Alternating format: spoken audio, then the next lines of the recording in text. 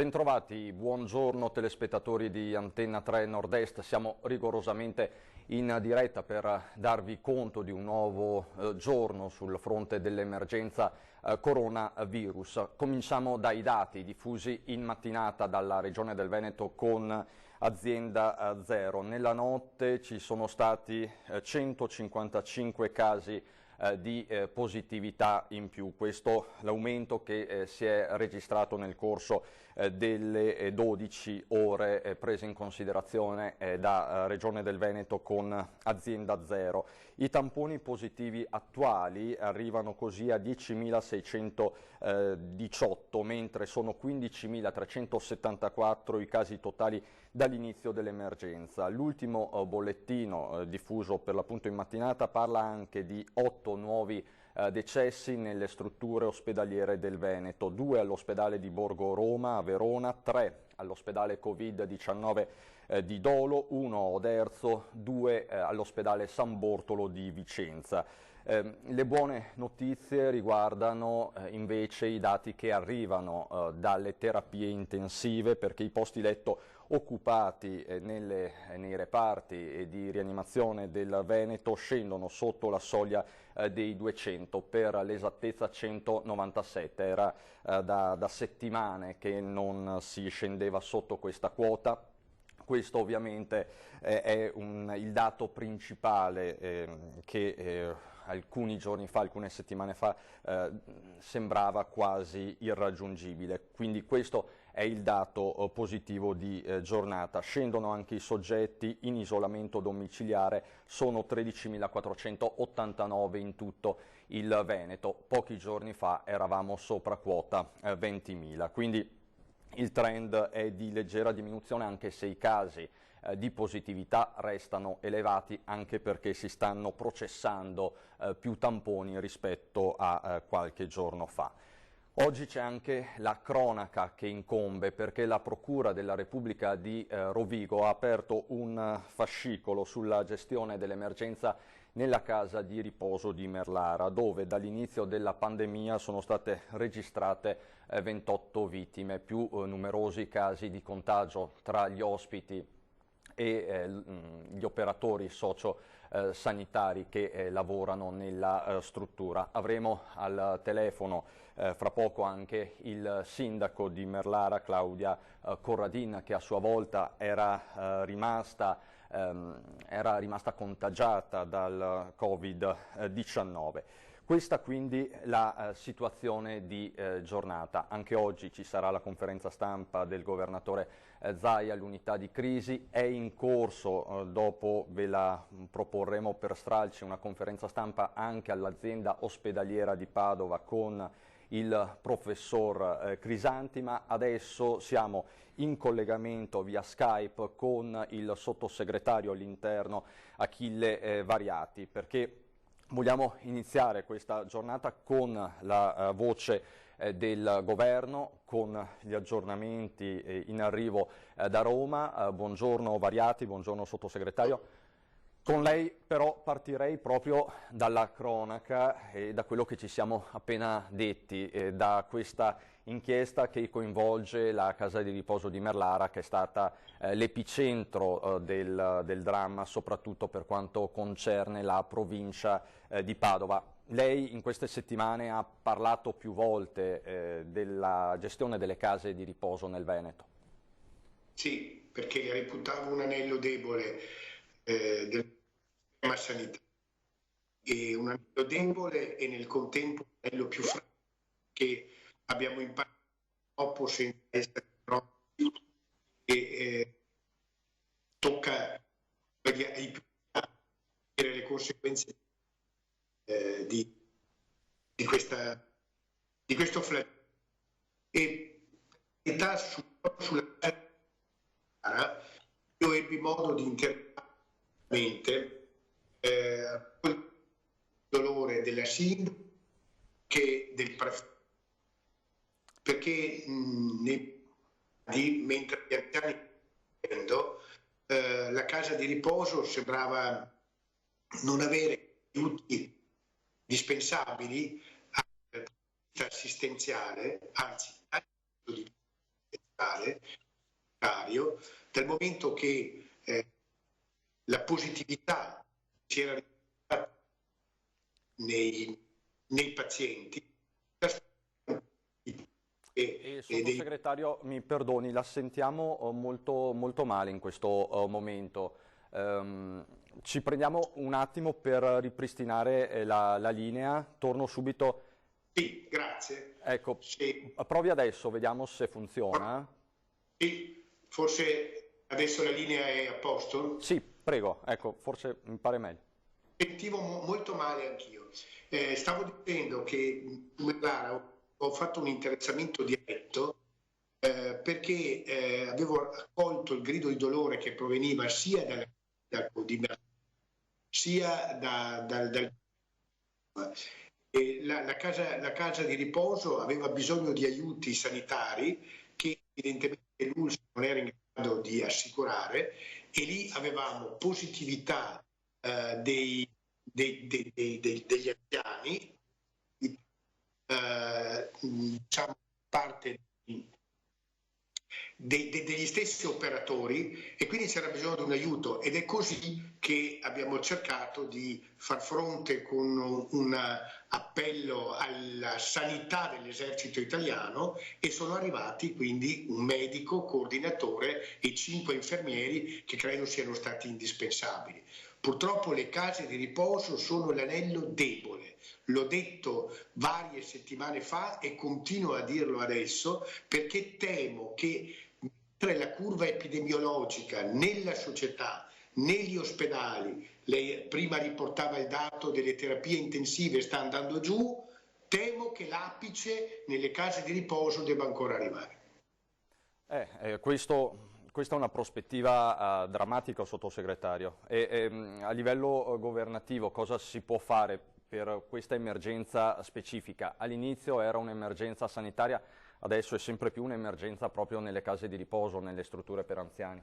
Evidentemente adesso le case di riposo so che sono oggetto finalmente di una grandissima attenzione, si stanno facendo i tamponi a tutti gli ospiti, si stanno facendo i tamponi a tutti gli operatori, si sono presi gli accorgimenti massimi cambiando anche protocolli di accesso alle case di riposo, no?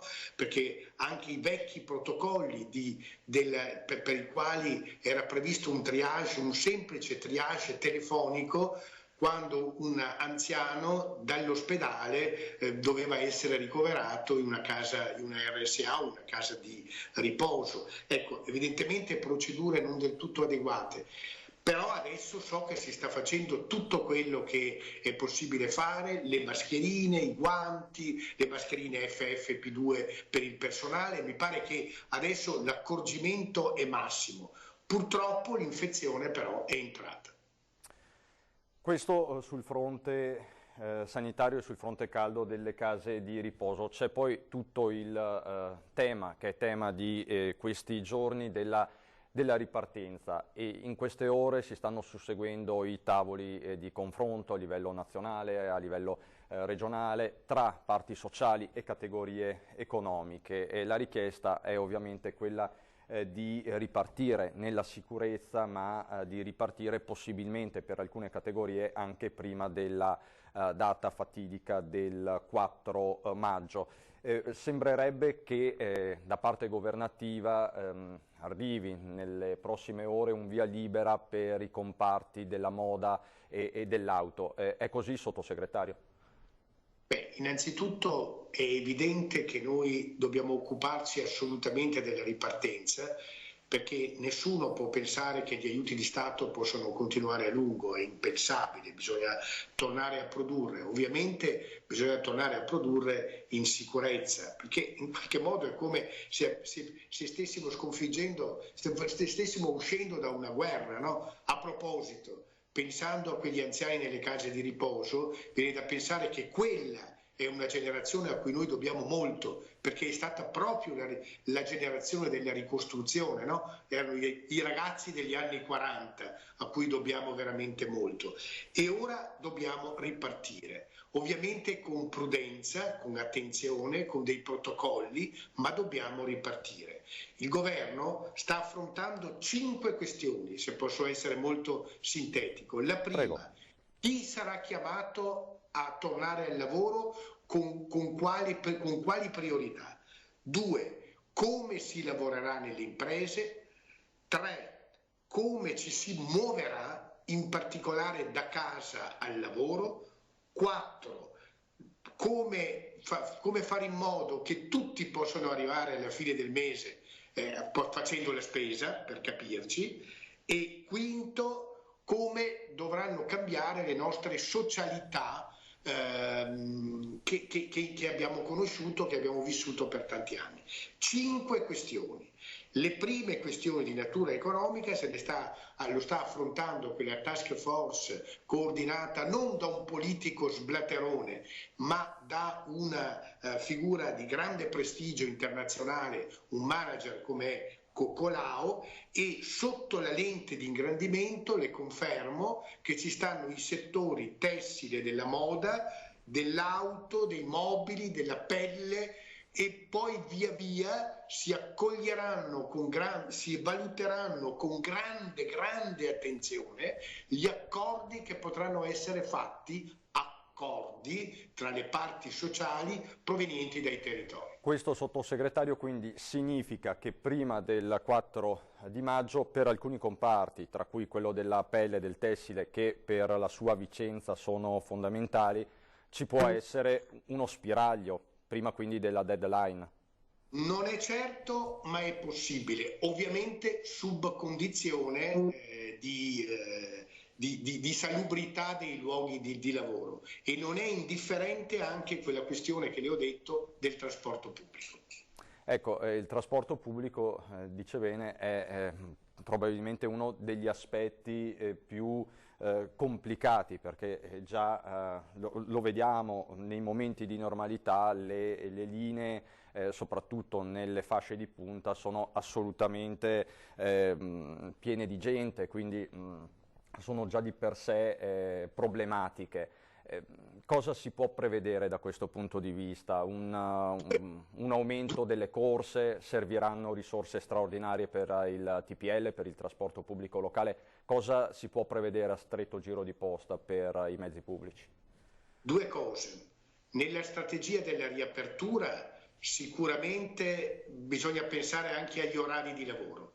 Sarà impensabile che tutte le aziende aprano più o meno alla stessa ora del mattino per poi chiudere a fine giornata più o meno alla stessa ora. No, dovremmo abituarci ad un'architettura degli orari che consenta di diminuire il più possibile la pressione dei trasporti nelle ore di punta. 2, le aziende di trasporto pubblico si devono riorganizzare. Hanno una grande fortuna, lo possono fare in questo momento, che sono alleggerite dal trasporto scolastico che non esiste, e quindi, pur prevedendo il trasporto scolastico, altro problema rilevante nel prossimo autunno, fin d'ora devono investire in una riorganizzazione del lavoro.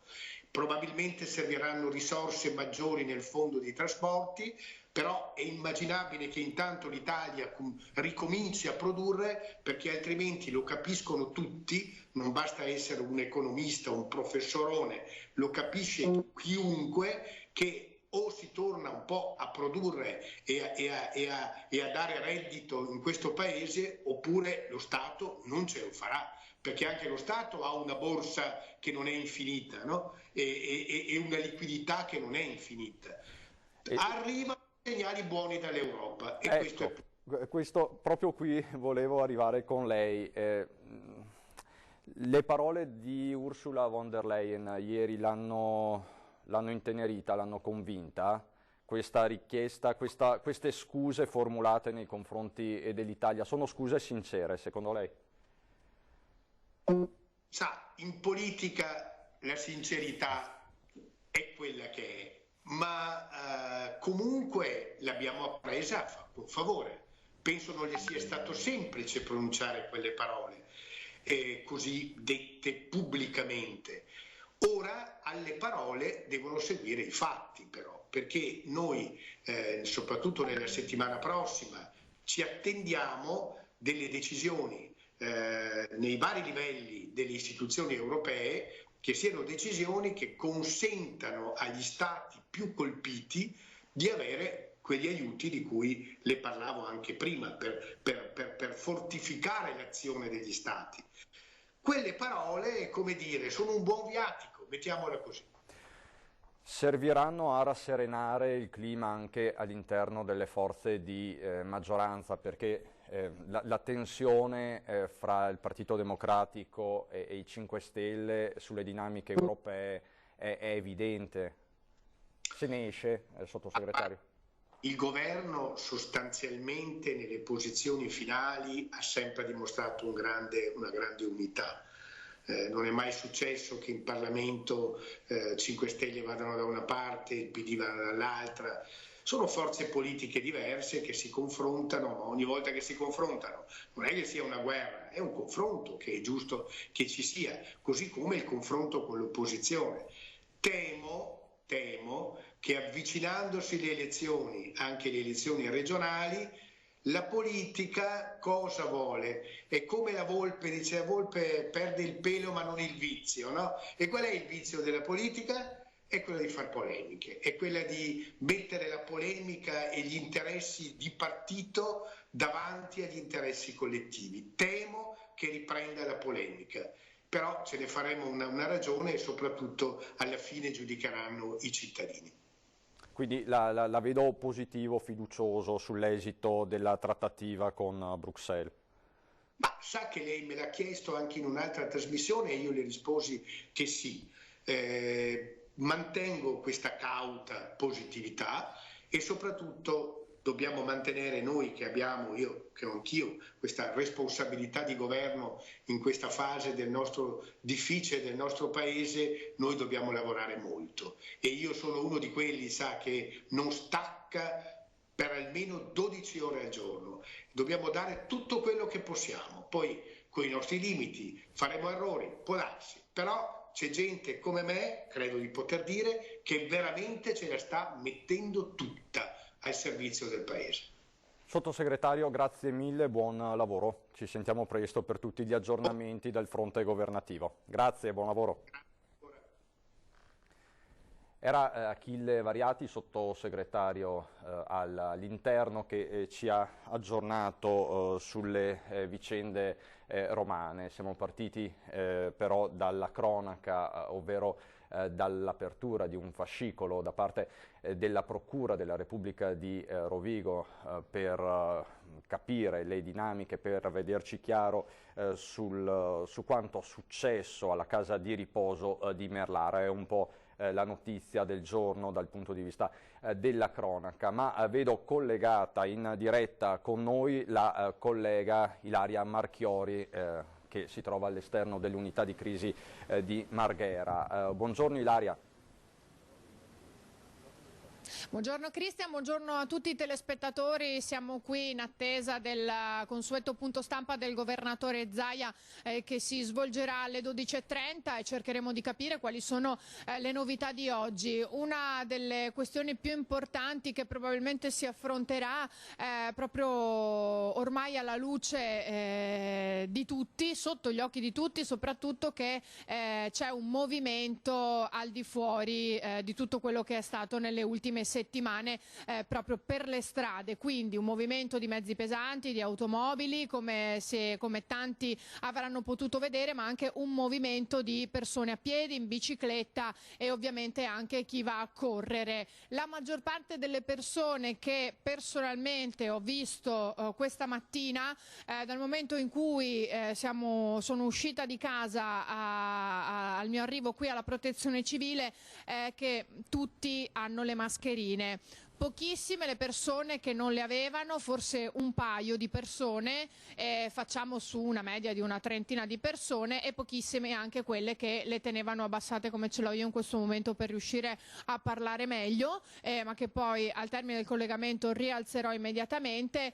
Dunque probabilmente quello che ha detto, l'appello lanciato ieri dal governatore Zaia, è stato ascoltato. Ricorderete che aveva detto che la mascherina non va indossata sotto il mento né tantomeno a penzoloni, ma in questo modo, quindi coprendo tutto, come vedete, fino al naso, insomma, perché anche se il naso resta fuori e ovviamente la bocca, non ha alcun senso. Dunque movimenti ce ne sono tantissimi, lentamente stiamo rivedendo tante aperture, probabilmente questa è un'altra tematica che affronteremo tra poco con il governatore Zaia, per cercare di capire anche altri negozi, altri insomma commercianti che stanno lentamente riaprendo. Si vedono tante segnalazioni su Facebook, tanti negozianti che proprio sui social, ma non solo, annunciano riaperture imminenti o comunque tra addirittura il fine settimana, anche nei prossimi giorni,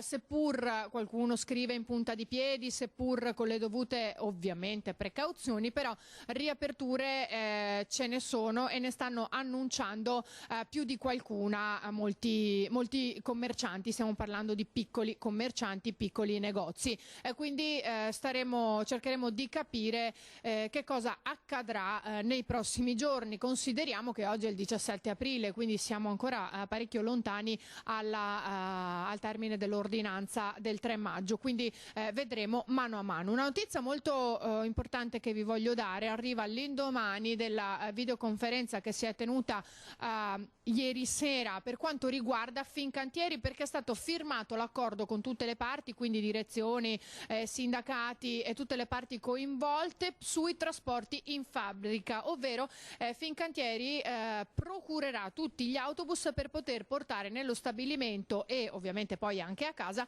i circa 5.000 lavoratori che in questo periodo sono impegnati nella costruzione delle navi da crociera. Fincantieri sta provvedendo ad allestire anche le fermate degli autobus urbani, ma anche le tratte extraurbane, ad esempio per Chioggia, che verranno garantite con mezzi esclusivi per i lavoratori dello stabilimento di Marghera in via della Libertà. Il via libera per la riapertura vera e propria, però dopo questi primi giorni che servono a riallestire lo stabilimento, è stato dato per lunedì 20 aprile. Quel giorno entreranno in azienda un massimo di 200 persone in fase iniziale, nessuna ditta esterna, dunque queste tutte le disposizioni, e poi mano a mano si continuerà ad allargare gradualmente il perimetro per arrivare poi a metà maggio con la piena operatività per tutte le 5.000 persone. Perciò la cassa integrazione da Covid-19 proseguirà, lo ricordiamo, fino al 3 maggio, come proprio abbiamo detto anche nel corso del nostro telegiornale ieri sera. Naturalmente tutto in estrema sicurezza, perché ad ogni dipendente verrà consegnato settimanalmente un kit di 20 mascherine usa e getta, e in dotazione avranno anche una coppia di mascherine in tessuto, per capirci quelle lavabili, da utilizzare proprio nel transito casa-lavoro. Dunque questa è una notizia per una delle aziende più grosse e importanti che ci sono qui nel territorio, nel veneziano, che è Fincantieri, e che sta adottando tutte le misure per una riapertura graduale. Ecco, dunque questa è la novità che riguarda il veneziano oggi, in attesa di capire che cosa ci dirà oggi il governatore Zaia tra pochissimo alle 12:30, come di consueto, qui all'unità di crisi nella sede della Protezione Civile di Marghera. Se non ci sono altre domande, Cristian, io restituisco la linea allo studio. Sì, grazie Ilaria, buon lavoro, ci aggiorniamo più tardi.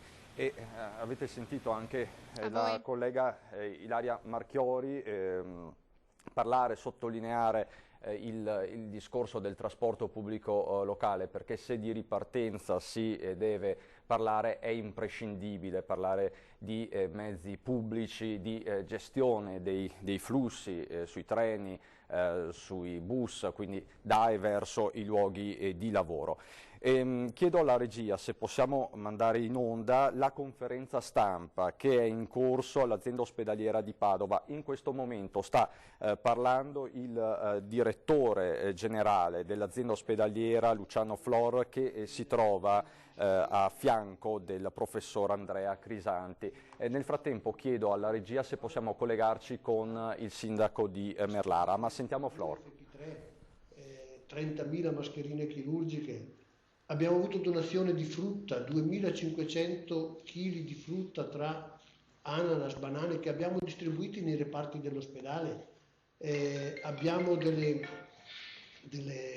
gastronomie, dei ristoratori che portano alimenti, portano pizze al personale che fa i turni, abbiamo avuto focacce, abbiamo avuto colombe pasquale, un maxi uovo di Pasqua da 10 kg che abbiamo consegnato alla rianimazione, abbiamo avuto crema per le mani per gli operatori, abbiamo avuto fiori, orchidee per il riparto trasfusionale, abbiamo generi alimentari che quotidianamente vengono portati in monoporzioni per il pasto dei dipendenti, abbiamo avuto quantitativi di viveri vari, bottiglietti d'acqua che distribuiamo ai reparti.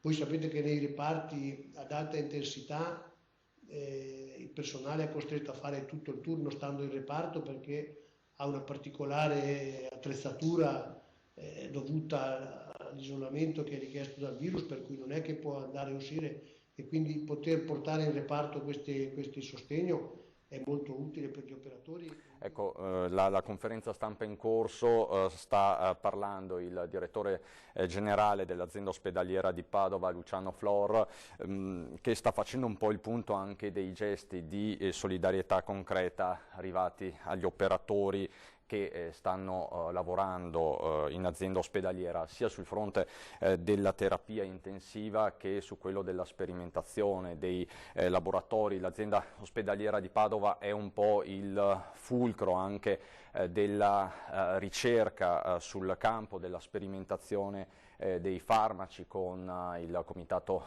bioetico, con tutti i soggetti che operano quotidianamente in stretto contatto con la Regione del Veneto e l'azienda Zero. Ma dicevamo, quella di oggi è una giornata contrassegnata anche dalla cronaca, con l'apertura del fascicolo, di un fascicolo a carico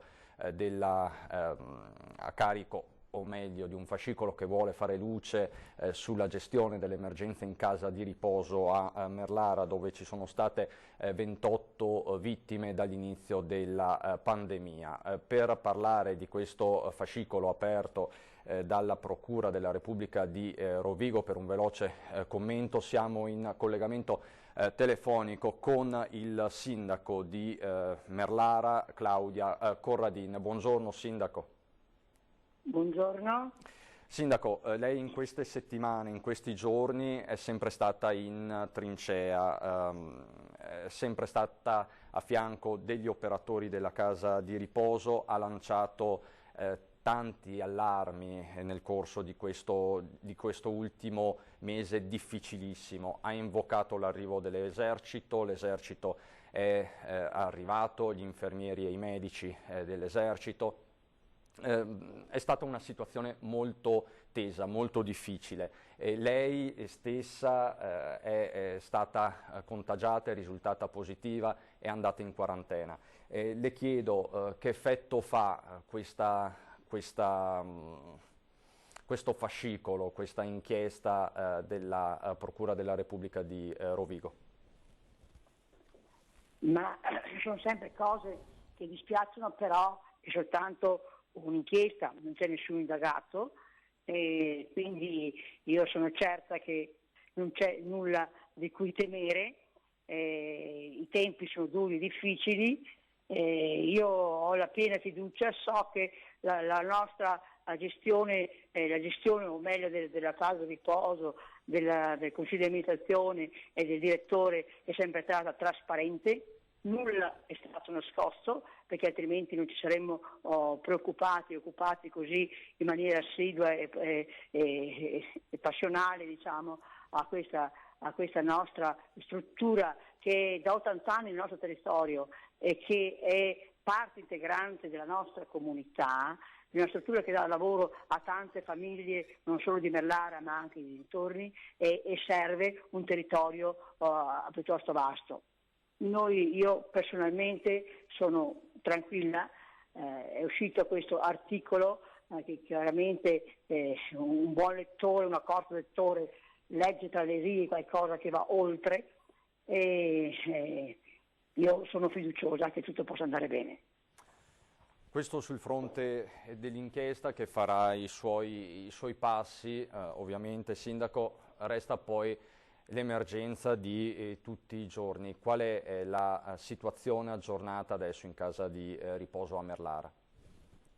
Ecco, adesso stiamo registrando la negatività sia degli operatori che degli ospiti, per cui siamo fiduciosi che la vita possa riprendere, ci auguriamo che possa riprendere. Ci sono operatori che dovrebbero rientrare a breve perché adesso l'esercito militare ci resta soltanto fino a domenica, sabato è l'ultimo giorno e poi domenica se ne vanno, proprio perché c'è questo rientro di persone, di operatori che sono risultati negativi, hanno finito la quarantena esattamente come me. Ecco, e anche si registra la negatività anche degli ospiti, che molti erano stati tantissimi, come lei sa, positivi, adesso alcuni ritornano a essere negativi, questo è di buon auspicio. E lei, Sindaco, le posso chiedere come sta adesso? Io sto bene, anch'io da venerdì santo sera ho ricevuto anch'io la notizia che dopo i 2 tamponi che ho fatto erano entrambi negativi, per cui da ieri ho cominciato a venire in comune, adesso sono qui in comune perché lavorare all'interno è tutt'altra cosa che lavorare da fuori attraverso semplicemente con gli strumenti tecnologici. Ecco, c'è bisogno anche di un rapporto diretto, anche se con le dovute accortezze con il personale, con i capi area, perché da fare ce n'è tanto anche in comune. Ecco, da fare ce n'è tanto immagino, le chiedo, al di là della casa di riposo che è stata la sua principale preoccupazione di queste settimane, come trova, finita la sua quarantena Merlara, come trova il suo tessuto sociale? Vede situazioni di difficoltà? Sono contenta perché i cittadini hanno capito tutti gli sforzi che insieme sono stati fatti, amministrazione, casa di riposo, e anche loro si comportano correttamente, naturalmente sempre con il controllo, e hanno accettato questa situazione anche perché hanno visto che fuori con le dovute attenzioni i cittadini non sono fortunatamente non sono contagiati. Ecco, quindi, sul fronte dell'emergenza economica, Sindaco, vede famiglie in difficoltà? Abbiamo già attivato quanto previsto dalla normativa circa gli aiuti alimentari, abbiamo avuto molte richieste e facciamo fronte anche a questa emergenza economica, limitatamente le risorse che abbiamo. Speriamo che la pandemia finisca quanto prima e che si possano riprendere le attività di tutti i giorni. Ecco, le faccio un'ultima domanda un po' personale. Lei è stata sul fronte fin dalla prima ora, è stata contagiata, ha avuto anche dei sintomi se non sbaglio. Ecco, come ha vissuto da contagiata, da amministratrice, come ha vissuto questo periodo? Dopo qualche giorno di sgomento, di incredulità e confesso anche di paura, perché avevo qualche sintomo piuttosto preoccupante, però dopo l'attività continua, le problematiche continue, l'essere sempre in prima fila mi hanno fatto distogliere il pensiero dalla mia persona per rivolgerlo verso la comunità verso la quale avevo delle responsabilità e che volevo dare tutta me stessa senza mai tirarmi indietro. Ecco, quindi questo lavoro per la mia comunità mi ha aiutato moltissimo. Sindaco, grazie mille, grazie davvero. Buon lavoro, buona giornata. Grazie a voi, buongiorno. Arrivederci, grazie. Era il sindaco di Merlara che ha commentato con noi la notizia del giorno dal punto di vista della cronaca, l'apertura di un fascicolo per il momento senza indagati da parte della Procura della Repubblica di Rovigo per quanto concerne la gestione dell'emergenza in casa di riposo proprio a Merlara. Adesso per noi c'è un breve break pubblicitario, a dopo.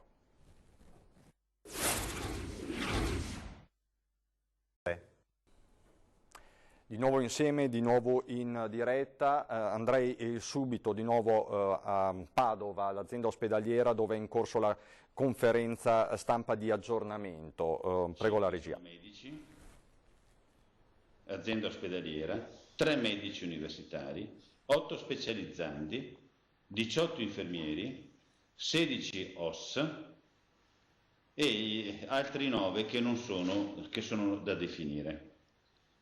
I contagi come sono avvenuti? 21 sono dei contagi da contatto tra operatori sanitari, 4 con pazienti, 7 esterni, ovvero con moglie, marito, conviventi, figli, eccetera. Di screening, questo è importante sottolinearlo, sono 16, perché significa che abbiamo trovato dei dipendenti asintomatici positivi. E questi li abbiamo messi in quarantena, sono a casa, perché questi non sapevano di essere positivi, rispetto a quello che è l'indagine che abbiamo fatto su tutti i dipendenti. Non noti sono 11 e quindi ritorniamo al totale di 59. Noi continueremo la sorveglianza per quanto riguarda tutto il personale dipendente e abbiamo differenziato l'effettuazione del tampone al personale che lavora in aree Covid, dove garantiremo un tampone ogni 10 giorni, mentre nelle aree non Covid il personale dipendente sarà sottoposto a tampone ogni 20 giorni. È logico che laddove c'è un contatto stretto, laddove ci sono altri elementi particolari, si rispetteranno i protocolli attualmente in essere.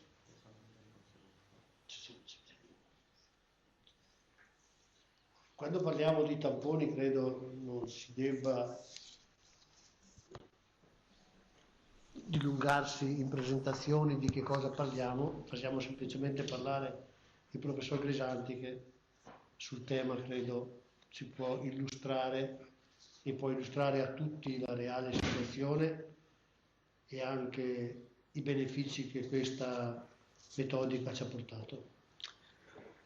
Buongiorno a tutti, questa è un'occasione anche per me di ripercorrere alcuni passi fondamentali di questa interazione, perché ricordo bene quando già il 20 gennaio avevo fatto presente all'azienda la necessità di sviluppare un saggio diagnostico che ci permettesse di identificare le persone che erano positive a questa infezione di Covid-19. Quindi a quel tempo abbiamo iniziato a mettere a punto tutta quanta la metodica, che è una metodica abbastanza complessa perché il tampone è solo un mezzo di prelievo, dopodiché c'è la fase di estrazione degli acidi nucleici, c'è una fase molto importante di distribuzione di reagenti e poi c'è una... Ecco, sta parlando il professor Crisanti che di fatto sta tenendo le fila di questa emergenza dal punto di vista sanitario, della sperimentazione dei tamponi. Si sta parlando, ma nelle prossime edizioni dei nostri telegiornali ci ritorneremo, sta parlando della campagna di tamponi effettuata sul personale dell'azienda ospedaliera. Avete sentito prima, sono stati individuati diversi casi anche di dipendenti, di operatori asintomatici che sono stati messi ovviamente in quarantena. Ovviamente vi aggiorneremo anche da questo punto di vista con i prossimi telegiornali. Siamo in collegamento telefonico in attesa poi di collegarci con l'unità di crisi di Marghera. Siamo in collegamento con l'assessore regionale all'istruzione e al lavoro Elena Donazzan. Buongiorno Donazzan. Buongiorno a voi e ai vostri telespettatori. Ecco, sono ore molto impegnative queste, perché so che tra Veneto Lavoro e Venezia si stanno susseguendo diversi tavoli di confronto con le categorie economiche, con le parti sociali. Ci può fare un po' il punto?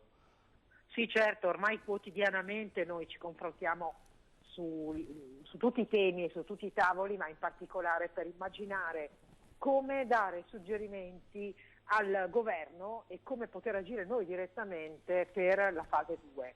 Questa fase 2 che è improcrastinabile a nostro parere. I requisiti sono quelli di una esperienza che abbiamo maturato fino ad oggi in termini di sicurezza, di procedure di sicurezza, parlo ovviamente del settore produttivo e delle attività economiche che da più parti sono diventate ormai l'emergenza, no? Dentro l'emergenza. Siccome non dobbiamo mettere in contrapposizione l'emergenza sanitaria con quella economica, dobbiamo provare a farle convivere.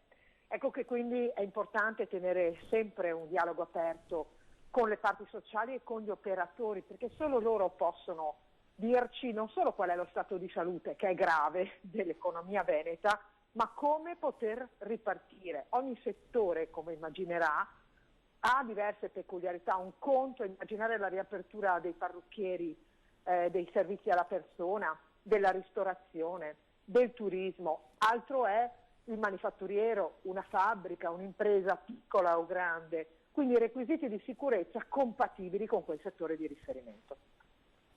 Ecco, requisiti di sicurezza compatibili con il settore di riferimento, la cito in tempo reale, tra i settori che chiedono un via libera immediato ci sono auto e moda. Poco fa avevamo ospite via Skype il sottosegretario Variati che ha aperto a questa ipotesi, quindi prima del 4 maggio è possibile che moda e auto possano riaprire a determinate condizioni. Moda e auto che sono tra i due comparti principali della nostra regione, Assessore. Sono molto felice che lei mi dia questa notizia di apertura, perché con il tavolo della moda dal primo giorno la mia unità di crisi, invece quella non della protezione civile ma delle crisi aziendali, ha tenuto proprio un continuo collegamento con loro. Abbiamo anche ragionato di riconversione per fare almeno una parte di mascherine che dovrà servire, perché non possiamo dipendere totalmente dalla Cina, che può aprire o chiudere i propri porti e la propria capacità di produrre, e invece noi abbiamo bisogno oggi di essere almeno autosufficienti in una dimensione, diciamo così, almeno minima di soddisfazione. Il tema del tavolo della moda è particolarmente significativo perché in Veneto rappresenta la qualità delle produzioni del grande lusso e una filiera produttiva lunghissima e molto storica. Quindi noi rischiamo, siccome le stagioni della moda sono veloci e gli acquirenti, i clienti, ma anche i committenti, i grandi marchi sono, privi di un ragionamento legato al fatto che in Italia ci sia una chiusura totale, si deve per forza provare ad aprire. Ovviamente in sicurezza, se un'azienda dell'agroalimentare è considerata filiera importante e fondamentale per la sopravvivenza, tiene aperto in sicurezza, noi crediamo che possa farlo anche un'altra impresa, certamente quello del settore moda in termini di urgenza. Scusi, c'è stato un problema di linea, come il settore, diceva Assessore? Dicevo, come il settore dell'agroalimentare sta producendo oggi in sicurezza ed è considerato un settore a cui non si può rinunciare, parimenti noi pensiamo che non sia un problema di settori, ma che sia un problema di contenuti. Non tanto quell'azienda è in un codice Ateco o no, ma quell'azienda può produrre secondo le regole della sicurezza, sì o no. Ecco, a maggiore ragione dobbiamo fare questo per settori come la moda che hanno bisogno di estrema velocità ed urgenza nelle risposte. Tra l'altro, Assessore, mi pare che ci sia un'ampia convergenza in Veneto sul fatto di superare la questione dei codici Ateco. Abbiamo parlato con le categorie economiche, con il suo collega Marcato. Mi pare che da questo punto di vista la richiesta di superamento dei codici Ateco sia ormai unitaria. Guardi, regione e parti produttive sì. Il sindacato è un po' più cauto. Nella riunione che abbiamo fatto ieri, un tavolo informale, come lei ricordava, ne abbiamo praticamente quotidianamente, ho avvertito una certa criticità da parte del sindacato. Io invece penso che il sindacato vada portato a ragionare in termini di sostanza e non di forma.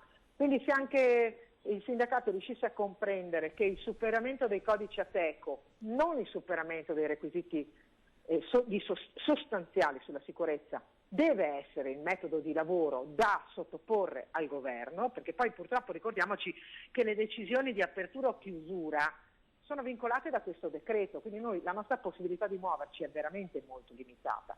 Ma il sindacato deve farsi convinto che il tema non è quello di un codice Ateco, ma quella del requisito sostanziale. Ecco, Assessore, vorrei vedere con lei cosa succede in Europa, perché giustamente si parla di ripartenza per l'economia veneta, per quella italiana, ma bisogna guardare ovviamente a quello che succede nei paesi che sono nostri competitor. Allora, in Germania l'industria continua ad andare avanti, c'è una linea di prudenza del governo che riguarda soprattutto gli spostamenti, il commercio, i negozi, ma l'industria tedesca di fatto va. In Francia l'11 maggio ci sarà un vero e proprio D-Day e probabilmente riapriranno anche le scuole. Lasciamo stare i paesi del nord dove di fatto c'è stata libertà massima, soprattutto in Svezia. Ecco, al di là delle considerazioni sanitarie che dobbiamo assolutamente fare, c'è un rischio concreto per l'economia di rimanere indietro, c'è un rischio concreto, ne abbiamo parlato più volte, per il Made in Italy stesso. Sì, appunto, esattamente questo è il ragionamento che le parti datoriali, cioè la parte produttiva, la parte che poi genera il PIL, che ci serve anche per mantenere tutto lo stato sociale, compresa la sanità, ci sta dicendo attenzione perché noi rischiamo di autoescluderci e di venire sostituiti nella filiera di produzione. Oggi le nostre imprese sono tutte terziste o esportatrici comunque, quindi hanno tutti rapporti con il resto del mondo. Il resto del mondo non solo non si è fermato, ma in qualche caso approfitta del nostro stop. Ecco perché noi non possiamo precludere il ragionamento di capire come poter ripartire prestissimo, non il 3 di maggio, ma subito, perché, come ha detto ben lei, anche dentro l'Europa il sistema produttivo sta producendo e gli unici ad essere fermi, in questo momento, fermi del tutto o fermi in maniera importante, sembriamo essere noi. E questo non può essere in particolare per le regioni produttive che sono quelle del nord Italia. Oggi pomeriggio lei, Assessore, ha un nuovo incontro, mi diceva? Sì, oggi pomeriggio alle 3 c'è un incontro molto importante, io lo reputo fondamentale direi. Presenteremo come regione, proprio voluto dal Presidente, la riunione convocata dalla Sanità, perché presenteremo delle linee strategiche e anche qualche contenuto più operativo legato alla possibile fase 2, quindi alla possibile ripresa, sotto l'aspetto proprio della sicurezza in sanità. Quindi io come assessore al lavoro accompagno questa riunione insieme ai colleghi Marcato e PAN, che sono i settori produttivi di riferimento di maggiore impatto, e presenteremo alle parti sociali questo nostro lavoro, il lavoro che ha fatto la sanità e il Dipartimento di Sicurezza, ricordando a noi e ai telespettatori che ci ascoltano, perché poi il problema, dottor Arboit, è proprio quello di dire ma come, allora la sicurezza la mettiamo in secondo piano? Assolutamente no, noi siamo forti di un ragionamento che è supportato non solo da un comitato scientifico robusto che ha dimostrato di gestire così bene la parte sanitaria, ma numeri, e le do solo 2 numeri. al 15 di aprile, perché il dato di ieri non ce l'ho ancora aggiornato, erano state verificate aziende pari a 5.600. Quindi 5.600 aziende sono state verificate in 22 giorni, di media 240 verifiche al giorno in tutta la regione del Veneto, per un complessivo numero di dipendenti pari a oltre 200.000 lavoratori. Quindi stiamo parlando di un significativo spaccato del Veneto che sta producendo e lo sta facendo in piena sicurezza. Sono veramente limitate le situazioni critiche, per cui alcune sono solamente suggerimenti di modifiche di spesa al vanno e consigliano, perché noi non vogliamo uno stato di polizia, vogliamo invece che la cosa pubblica suggerisca alle imprese come migliorare, ma la più parte delle aziende, la stragrande maggioranza, sta producendo ora in piena sicurezza. Quindi questo ci aiuta e ci conforta nel dire si può allargare, si può aprire anche a quelle imprese che non sono dentro i codici Ateco. Quindi diciamo le premesse per un'eventuale, più che eventuale, una sperata fase 2, le premesse sono buone perché le imprese si stanno comportando bene. Senta Assessore, la invito un po' a nozze con questa domanda, ma l'ho chiesto a diversi nostri ospiti. E la convince Ursula von der Leyen quando chiede scusa all'Italia? Ma neanche per niente, si può dire così in televisione? Sì, no, l'ha detto. Ecco, perché è poco credibile per l'approccio che ha avuto, nel senso che all'inizio sono stati scettici, l'Europa è stata ostile e ha ridicolizzato il problema rendendolo quasi una responsabilità italiana. La seconda ragione è che questa Europa sta proponendo a noi italiani qualche cosa che è altamente dannoso per noi e la nostra economia. L'attivazione più o meno surrettizia del MES è un cappio al collo che ci indebiterà ulteriormente, che metterà l'Italia in una condizione di debolezza sostanziale, cioè proprio dove non potremo nemmeno difenderci, e dove qualcuno magari approfitterà, come ho detto prima, si sta approfittando delle nostre imprese, si approfitterà del nostro Stato e del nostro patrimonio.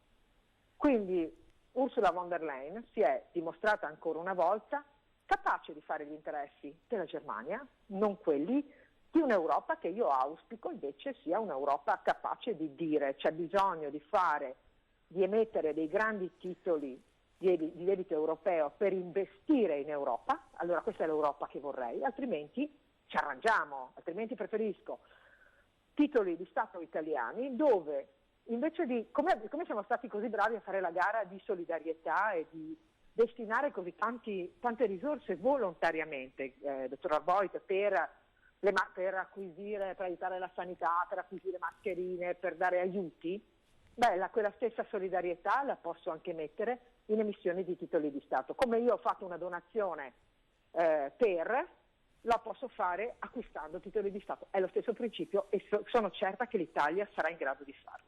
Assessore, stando alle sue parole, siamo un po' ad un punto di non ritorno per l'Europa. Sì, prendo in prestito le parole del Patriarca in una delle sante messe che voi avete poi permesso a tutti noi di seguire. Il Patriarca dice: lo dico da cittadino italiano ed europeo, l'Europa ha dimostrato di non esserci, quindi è stato molto preciso e molto puntuale. Anche per me, io oggi la sto vedendo, questa Europa, lo dico da politico e da amministratore, poco attenta ai problemi dell'Italia, ha cambiato atteggiamento solo quando i potenti di turno, e quindi i tedeschi, i loro alleati, si sono posti come interlocutori, quindi quando hanno avuto il problema anche loro, allora ha cominciato ad aprire le maglie, a dire che si poteva ragionare insieme, però mi pare un'Europa che sia a troppe velocità e troppo differente. Forse sono i nodi che arrivano al pettine perché un'Europa che si basa solo su una forzata mediazione monetaria, che non ha mai deciso di condividere ma di imporre regole spesso contrarie alla nostra tradizione, alla nostra cultura, alla nostra economia, questa è un'Europa che dimostra di esserci per qualcuno, di non esserci per altri. Quindi è un punto di non ritorno. Si deciderà, credo, molto al tavolo dell'Ecofin, quindi dei ministri dell'economia, nell'adesione o meno alle proposte che la von der Leyen e la Banca Centrale faranno, ma se l'Italia ha un senso di difesa di sé, deve essere in grado di dire no. Assessore, grazie, ci aggiorniamo magari anche relativamente all'incontro di questo pomeriggio. Grazie e buon lavoro a Elena Donazzan, assessore regionale all'istruzione e al lavoro. Grazie. Torniamo a noi, lo vedete alle mie spalle, siamo in attesa del governatore Zaia per il consueto punto stampa. Si parlerà con ogni probabilità anche oggi di ripartenza, tema sul quale il governatore in questi giorni si sta spendendo parecchio. Un piano per la ripartenza, ha detto Zaia nei giorni scorsi, c'è già, che coinvolge tutti i settori. Tra i settori più colpiti ovviamente c'è il turismo. Io vi riproporrei, se la regia è d'accordo, un servizio che fa il punto della situazione, anzi no, vedo che il governatore è arrivato, ci colleghiamo. Tutti quelli che ci seguono da casa, facciamo veloce, abbiamo tante robe e tanti impegni oggi. Allora, sui tamponi si procede, vi do sempre il dato dei tamponi perché è un po' la caratteristica dell'attività che abbiamo scelto di fare come regione, per cui 236.000 tamponi. Vi ricordo che sostanzialmente ormai sono stati tamponati tutti i dipendenti della sanità e si è fatto lo screening anche nelle case di riposo, come è in fase di conclusione quello delle case di riposo, forse no? Sì, oggi dovrebbe chiudersi. Sì, considerate che quando si parla di case di riposo e sanità si parla di 66 e 612, 110-120.000 tamponi. Isolamento sono 13.489, vedete un numero che continua a decrescere. I positivi in Veneto sono 15.374, sono stati, però questo è un dato che lascia il tempo che trova, perché sono in base ai tamponi che facciamo troviamo i positivi. I ricoverati sono 1.556, se non ricordo male sono 7 di più di ieri, e terapie intensive siamo scesi sotto il fatidico 200, 197. I dimessi sono quasi 2.000 persone. Più 4 e meno 4. Sì, quindi abbiamo i ricoverati, sono più 4 per capirci, e invece sono meno 3 le terapie intensive, ci fa scendere a 197 rispetto a ieri sera. Morti negli ospedali 877, e in totale quanti sono? 1000? No, scusate, non mi sono segnato il dato. 8,77 i morti. 1026. Nati 103. Facciamo un recupero veneto.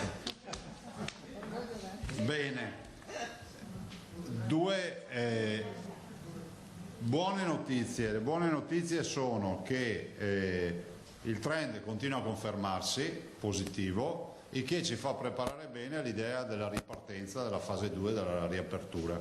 Abbiamo già detto 1 miliardo di volte che il lockdown, cioè la chiusura totale, non esiste più, e penso che su questo fronte noi stiamo lavorando alacremente, come si direbbe, lo stanno facendo gli assessori, e l'assessore Lanzarin oggi alle 15 incontrerà il tavolo con le parti sociali e il mondo datoriale per presentare il nostro progetto, che poi vi divulgheremo, di messa in sicurezza del lavoro per la fase 2. Si continuano a fare i controlli, l'assessore ieri ve ne ha parlato con l'Espisa, saranno sempre più incentivati e sono controlli non repressivi ma di collaborazione e di accompagnamento in questo nuovo percorso che è quello dei dispositivi, della messa in sicurezza. E oggi l'obiettivo è quello di incontrare gli interlocutori, gli stakeholders come si direbbe, no? I detentori di interesse, cioè i sindacati, i datori di lavoro, e con loro pianificare il fatto che se ci sono ulteriori osservazioni o proposte migliorative del piano che abbiamo, noi siamo qui a recepirle in maniera tale che sia condiviso. L'idea del nostro piano è un'idea molto semplice, non è l'ufficio complicazioni e affari semplici, cioè abbiamo l'ABC, termometro, mascherina, distanza, guanti, non guanti, gel, insomma le disinfezione, registri, insomma le cose che sono sostenibili per un'azienda. Devo dire che gli imprenditori sono assolutamente eccezionali, perché qui chiamano tutti imprenditori che si mettono a disposizione e chiedono, e questo l'ho fatto in un sondaggio, vedrete che trovate il riscontro, tutti sono disponibili a pagare i test se potessero averli per i loro lavoratori. E penso che questa visione di messa in sicurezza dà ancora una volta la qualità di quello che è il sistema economico del Veneto, che è dato dai lavoratori che fanno parte di questa squadra e dei loro datori di lavoro. Questo penso sia anche legato al fatto che l'80% delle imprese in Veneto ha meno di 15 dipendenti, quindi il rapporto che si crea è un rapporto di sfida condivisa, non è di conflitto sociale, e quello anche spesso nelle nostre aziende, insomma, il datore di lavoro condivide la sfida dal primo giorno col primo operaio che è ancora lì con lui, e poi magari si sono anche, come si può dire, nati anche dei rapporti, non dico di parentela ma di familiarità, perché non è inusuale trovare che ci sia qualcuno che fa il padrino al battesimo, alla cresima o il testimone di nozze all'interno dell'azienda, e ci sia questo scambio tra datori di lavoro e lavoratori. Quindi stiamo andando avanti. Leggo che forse ci sarà anche una pre-fase 2, definiamo così, una preapertura prima del 4, noi siamo pronti a tutto. Nel frattempo l'assessore Caner, su disposizione che abbiamo dato ai direttori generali, raccoglie tutte le indicazioni rispetto alle offerte turistiche, alle destinazioni turistiche, in maniera tale che anche lì si possa venire fuori una proposta che sia sostenibile, che non sia quella dei box in plexiglass, che veramente non esiste, se manca solo chi mette il sagome di Osei sui cosi e dopo siamo a posto. Sì, sembra barriere antirumore, dai, e vabbè, lasciamo perdere. Penso che potremmo andare in spiaggia anche senza le sagome e senza i box, ovviamente. Una bella notizia, il professor Gerosa, che saluto e ringrazio, ieri mi ha detto: guarda che il nostro team, professor Gerosa significa cardiochirurgia al centro Gallucci di Padova, cioè i trapianti di cuore, ieri nessuno se n'è accorto magari, ma è stato fatto il 1000° trapianto di cuore in Veneto da parte dello staff, anzi il 1000° cuore trapiantato dal team del professor Gerosa, quindi il 1000° trapianto di cuore. Penso che questa sia assolutamente una bella notizia.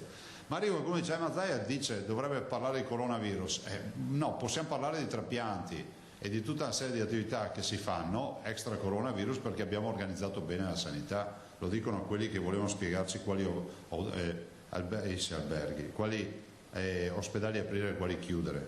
Evidentemente ne abbiamo avuto ragione noi. Sulle donazioni vi dico che questa mattina abbiamo avuto ancora altre donazioni, domani vi darò una lista aggiornata. Bata Group, quelli delle scarpe, Bata Group questa mattina mi ha chiamato entrando, quindi ve lo dico e li ringrazio il gruppo Bata, quindi Losanna e in Veneto hanno una sede, ha donato 200.000 euro questa mattina, ma poi ce ne sono altri, ce n'è anche qualcuno che ha versato tanto in queste ore, e poi vedrò di dirvi le notizie. Siamo sempre sopra, ormai siamo oltre i 53 milioni di euro. Ovviamente io ringrazio tutti e spero che si continui, anche perché penso che forse prima un giornalista mi chiedeva ma qual è, se dovesse fare una sintesi di questa storia, quale sarebbe? La sintesi per me è sempre rappresentata dal fatto che noi siamo stati comunità, lo siamo stati nel rispettare le restrizioni e invito ancora a rispettarle, perché ricordo sempre che la battaglia non è finita. Io mi preoccupo, guardate, a questo punto vi dico che la vera preoccupazione, anche ieri sono andato al supermercato e c'era un ragazzo senza mascherina. Cioè non è possibile non aver ancora capito che il tema della mascherina salva la vita, quindi l'invito a utilizzare le mascherine, peraltro in un supermercato che forniva anche la mascherina all'ingresso, oltretutto, della regione fra l'altro, e che magari io capisco che c'è qualcuno che si diverte a fare i tutorial, far vedere che spegne il fiammifero, tutte queste robe qua. Se quel tempo lo spendessero a produrre mascherine, quelle buone come dicono loro, magari aiuterebbero qualcuno, no? Vabbè. E quindi vi dicevo, se ci sono donazioni noi siamo qui, quindi grazie ancora a tutti. Devo dire ieri ho commesso un'esattezza, la donazione del gruppo di San Polo di Piave è fatta dal San Polo insieme per gruppo di 21, sono 21 associazioni, quindi ringrazio loro per la donazione dei famosi 5.000 euro San Polo di Piave. I bimbi qua stanno imperversando, ringrazio innanzitutto, guardate, no? Vedete, tra quelli che fanno i tutorial e quelli che si danno da fare, io preferisco quelli che si danno da fare. Questo è un bimbo, Filippo Pedron, 10 anni,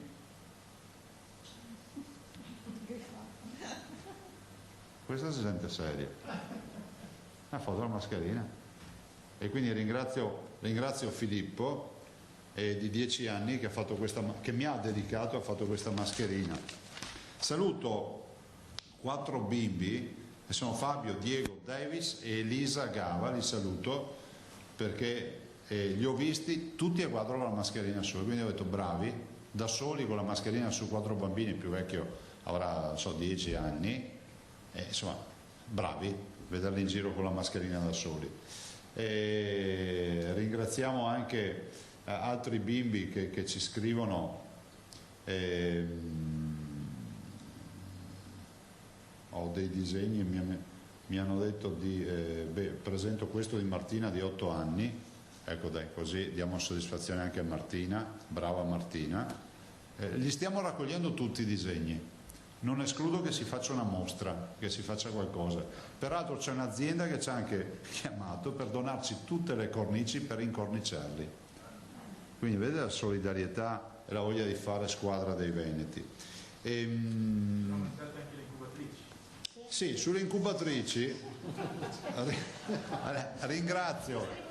No, ma c'è una storia che adesso mi tocca dirvela.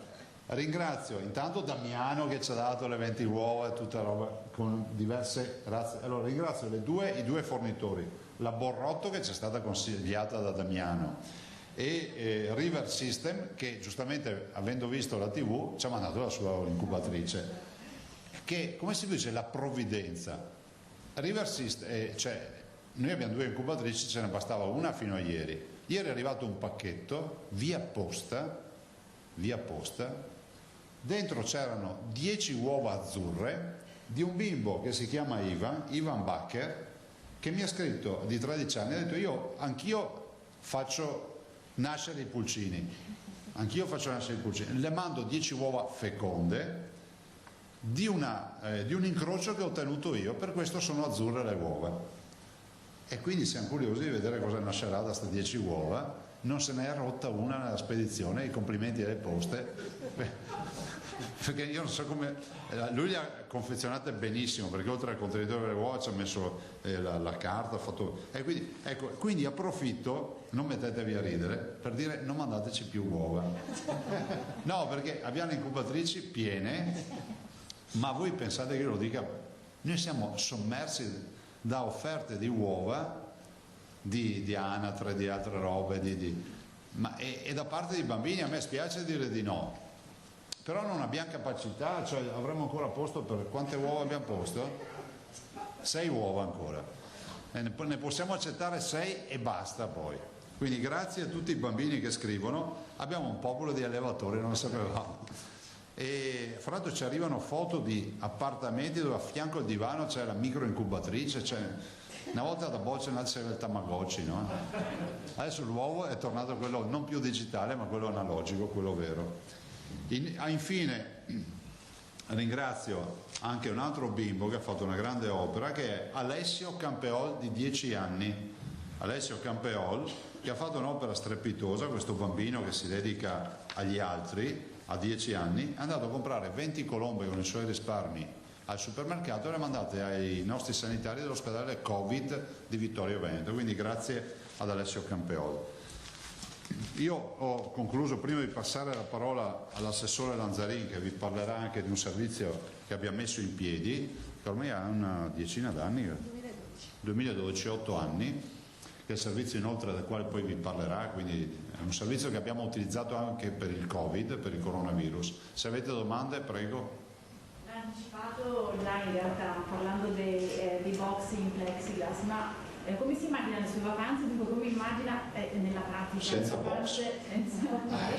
Poi spiaggia, ad esempio, distanza, tot di persone, ci aiuti un po' a immaginare quanto potrà essere questo. Lo dico a una signora, è come quando ti fai la barba la prima volta, no?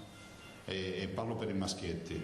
La prima volta ti tagli, garantito, la seconda anche, la terza un po' di meno, poi fai la mano.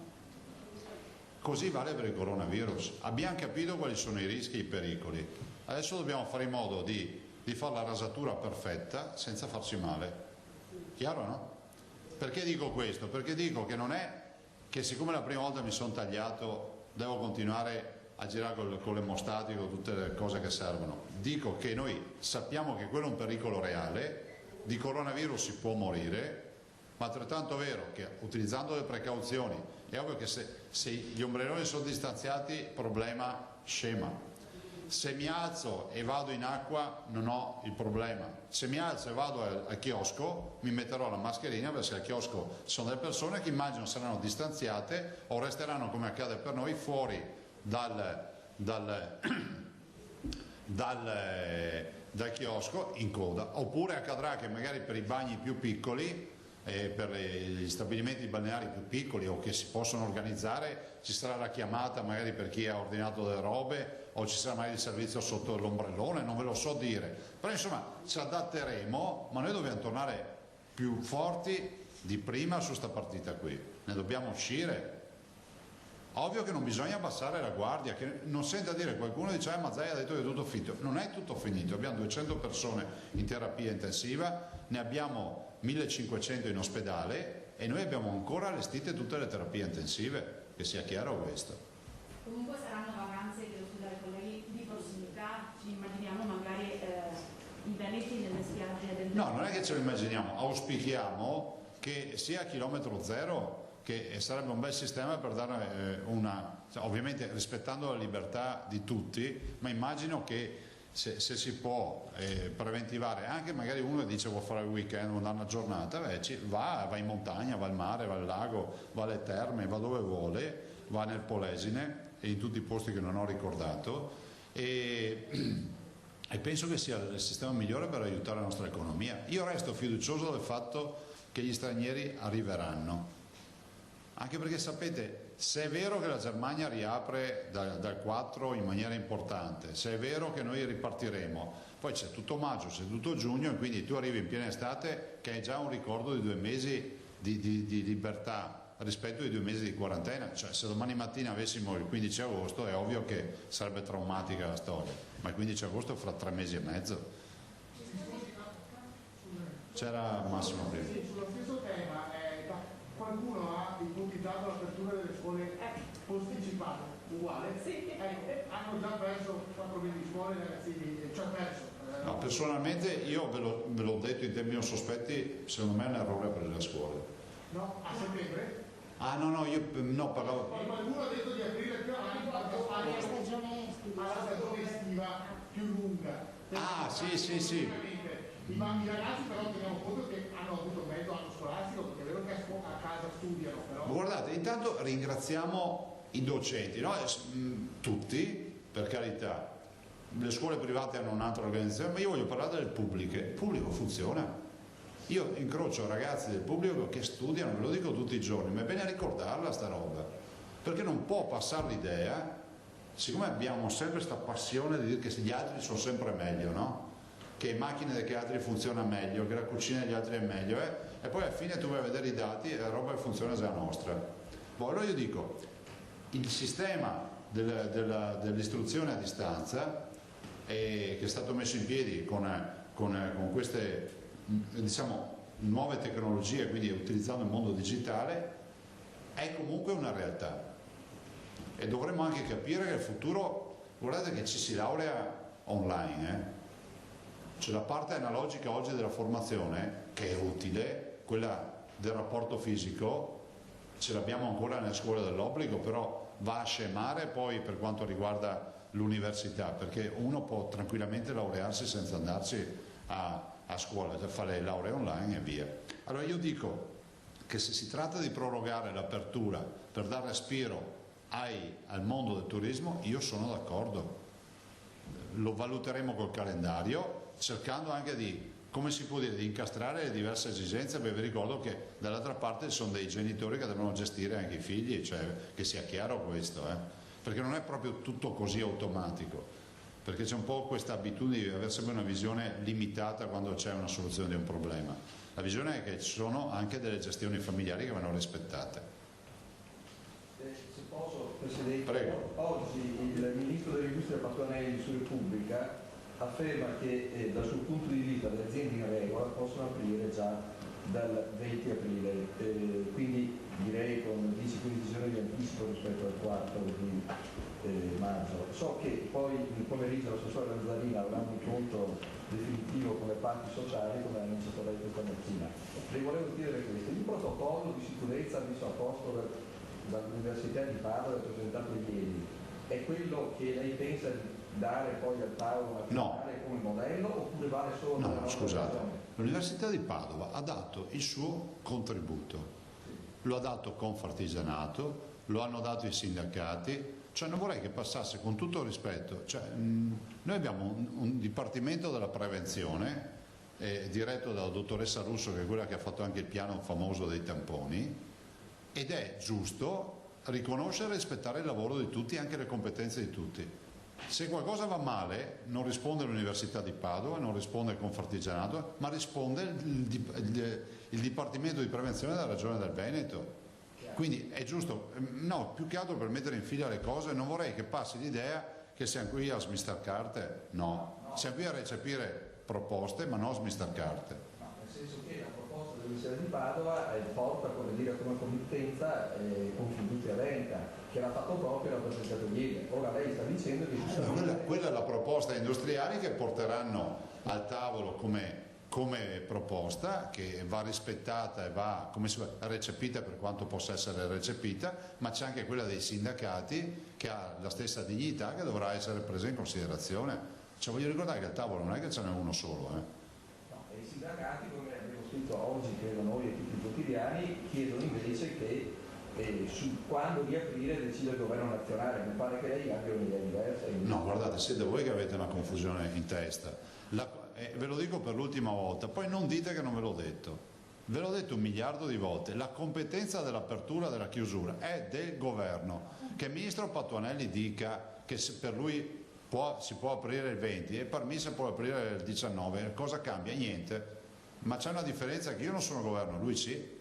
Quindi non può... Come si può dire, la sua non è un'opinione personale, è l'opinione di un esponente di governo, quindi se io fossi stato in voi avrei chiesto al ministro Patuanelli se questa è la decisione del governo oppure no. Lui è il ministro dell'industria, quindi penso che abbia... No, ma da cosa stiamo a parlare? Sarà un decreto per avere le imprese, non un parere del ministro. Questo stanno discutendo, se arrivare lunedì ad un decreto... No, tu hai detto un'altra roba. Hai detto che se noi siamo disposti ad aprire, non c'entra niente. Sugli equivoci. Io ho detto che il ministro Patuanelli in un'intervista a Repubblica afferma che dal suo punto di vista le aziende che sono in sicurezza possono aprire già dal 20. Noi lo stiamo dicendo da settimane. Perfetto, allora vedo che anche lei la pensa nella stessa maniera. No, è lui che la pensa come me, che è diverso. Insomma, è un fatto temporale. Va bene, prendiamo altro. cercati le mie dichiarazioni nel tempo e cerca quelle di Patuanelli, vediamo chi le ha fatte per prima, no? Va bene, riconosceremo a lei il diritto del... No, diritto, riconosci che hai detto una roba che non era vera. No, assolutamente. Io Prego. riconosco che per la prima volta il ministro dell'industria che rappresenta il governo... Eccolo lì, quindi hai dato ragione a me, e lo di cosa stiamo parlando. E però non ho la parte io. Scusate, cioè, noi siamo qui pronti, ma vorrei che non passasse l'idea, magari anche furbina da parte di qualcuno, che se non si apre è colpa della ragione. È il governo che deve fare il provvedimento, se no avremmo già deciso molte cose che non possiamo decidere. E non sto scaricando colpe su nessuno, che sia chiaro, ma a una domanda rispondo. Quindi chiedere se la regione è disposta ad aprire prima, si facciano il DPCM per farci aprire prima, cosa volete che vi dica? Non si possono neanche fare le sperimentazioni. Posso, Presidente? Prego. Buongiorno. Poc'anzi lei ha toccato l'impegno degli insegnanti e non solo. Io vorrei toccare appunto il discorso sulla tecnologia, sugli investimenti. Questo momento sicuramente ci mostrerà e ci ha mostrato quali sono insomma, i passi in avanti che dovremmo fare. Gli insegnanti sono stati bravissimi, però si sono un po' arrabbiati con quello che avevano a disposizione. Così tanti altri settori. Secondo me appunto dovremmo pensare di migliorarci in questo senso, in tal senso. Secondo lei è un discorso importante? Assolutamente sì, guarda, ieri qualcuno dei tuoi colleghi, non so chi, non mi ricordo chi, ha chiesto ma valutare che il buono scuola sia dedicato anche all'acquisti di nuove tecnologie, no? all'iPad piuttosto che delle strumentazioni. Io penso che possa essere assolutamente valido. Ovviamente dobbiamo avere delle garanzie, perché finanziare un libro, tu sai che hanno comprato un libro e verrà utilizzato come libro. Comprare un iPad, uno dice magari gli facciamo semplicemente fare l'upgrade e si compra il modello nuovo perché ce l'aveva già, cioè questo è il vero tema. Prego. Scusi, Presidente, c'è un dato, cioè lei ha illustrato le curve dei dati, c'è un dato che però salta agli occhi, è che i morti continuano ad aumentare. Sì, purtroppo sì. Sono tutti, diciamo, in gran parte riferibili alla situazione dei più anziani? In gran parte sì. Il tema, come vi ho sempre detto, il tema di questa emergenza sarà ricordata come l'emergenza delle case di riposo, perché poi oggettivamente chi più chi meno ha dovuto toccare questa realtà, cioè nel senso che in tutte le regioni, parlavo anche con il collega Bonaccini, col collega Fontana e con gli altri, c'è le case di riposo, anche perché lì c'è il candidato, fra virgolette, ideale del virus. Dall'altro c'è anche da dire però, lo dico per spezzare una lancia nei confronti delle case di riposo, che ci sono, adesso l'assessore Lazzarini vi sta facendo preparare un lavoro nel quale vedrete anche le case di riposo, le 300 case di riposo del Veneto che hanno 30.000 ospiti, le vedrete classificate in base alla percentuale di contagio, e vi annuncio già che ci sarà nella classifica tot case di riposo contagio 0, tot case di riposo contagio fino al 5% degli ospiti, e dal 5 al 10 così via. E c'è anche chi non ha avuto il virus. Ovviamente il tema è un tema gestionale, un tema di dispositivi, un tema di un sacco di fattori, anche a volte anche strutturali, no? Perché se il sistema di condizionamento, faccio un esempio non reale ma può essere reale, che veicola il virus, ovvio che ti puoi infettare. Abbiamo questo caso che stiamo studiando in una casa di riposo che ha un'ala con tutti positivi e un'altra ala che non ha positività, e quindi adesso ci sono proprio ingegneri che stanno tentando di capire se c'è un tema strutturale su questi aspetti. Drammaticamente è da attendersi numeri ancora alti vista la... Non è finita la partita, e per cui ne dobbiamo uscire da questa partita, dopodiché salviamo anche delle persone oltre i 90 anni da queste partite, cioè è bene anche ricordare che non è che l'indicazione dell'età sia già un esito infausto, cioè c'è anche chi comunque viene curato e torna assolutamente in salute, però il problema è un problema reale. Se prendete un dato, non so, Villa Bartolomea in provincia di Verona è una casa di riposo, ha avuto quanti? 35 decessi su 70 ospiti, 50%. Andate a Farra di Soligo, che non so quanti ospiti abbia, ve lo dico Farra perché mi è capitato per puro caso, io non seguo queste robe, di vedere un video immagine del direttore che annunciava entusiasta, dice agli ospiti, ai parenti in questo video: vi avevo detto che avevamo 5 tamponi in attesa, bene, vi annuncio che sono tutti negativi, quindi noi non abbiamo casi, e quindi se lo dimostreremo all'altro cosa ci sia di mezzo, lo capiremo, cercheremo ovviamente di fare tutti gli approfondimenti per quanto ci compete a noi, poi sono tutte le altre realtà che faranno le loro verifiche. Presidente, però guardandosi intorno la sensazione che questa partita sia conclusa c'è, nel senso sembra che sia finita l'emergenza. Sarò io uno che si preoccupa spesso, ma ne parlavamo proprio qui tra colleghi commentando, questa mattina in giro c'era gente. Mondo. Sì, c'è assolutamente più gente e questo è un dato di fatto, ma del resto con le aperture, con i codici Ateco e poi con le deroghe e i silenzi assensi, i veneti insomma si sono dati da fare. Allora, prima di passare ai quotidiani farei Ilaria e Francesca e poi passo ai quotidiani. No, avrei un'altra domanda se fosse. Prego. Ah, scusa, allora no, magari la fai dopo, facciamo un giro, se no lo sto aspettando, non so. Ok. Ilaria, poi Francesca, poi Albino. Sì, grazie Presidente, buongiorno.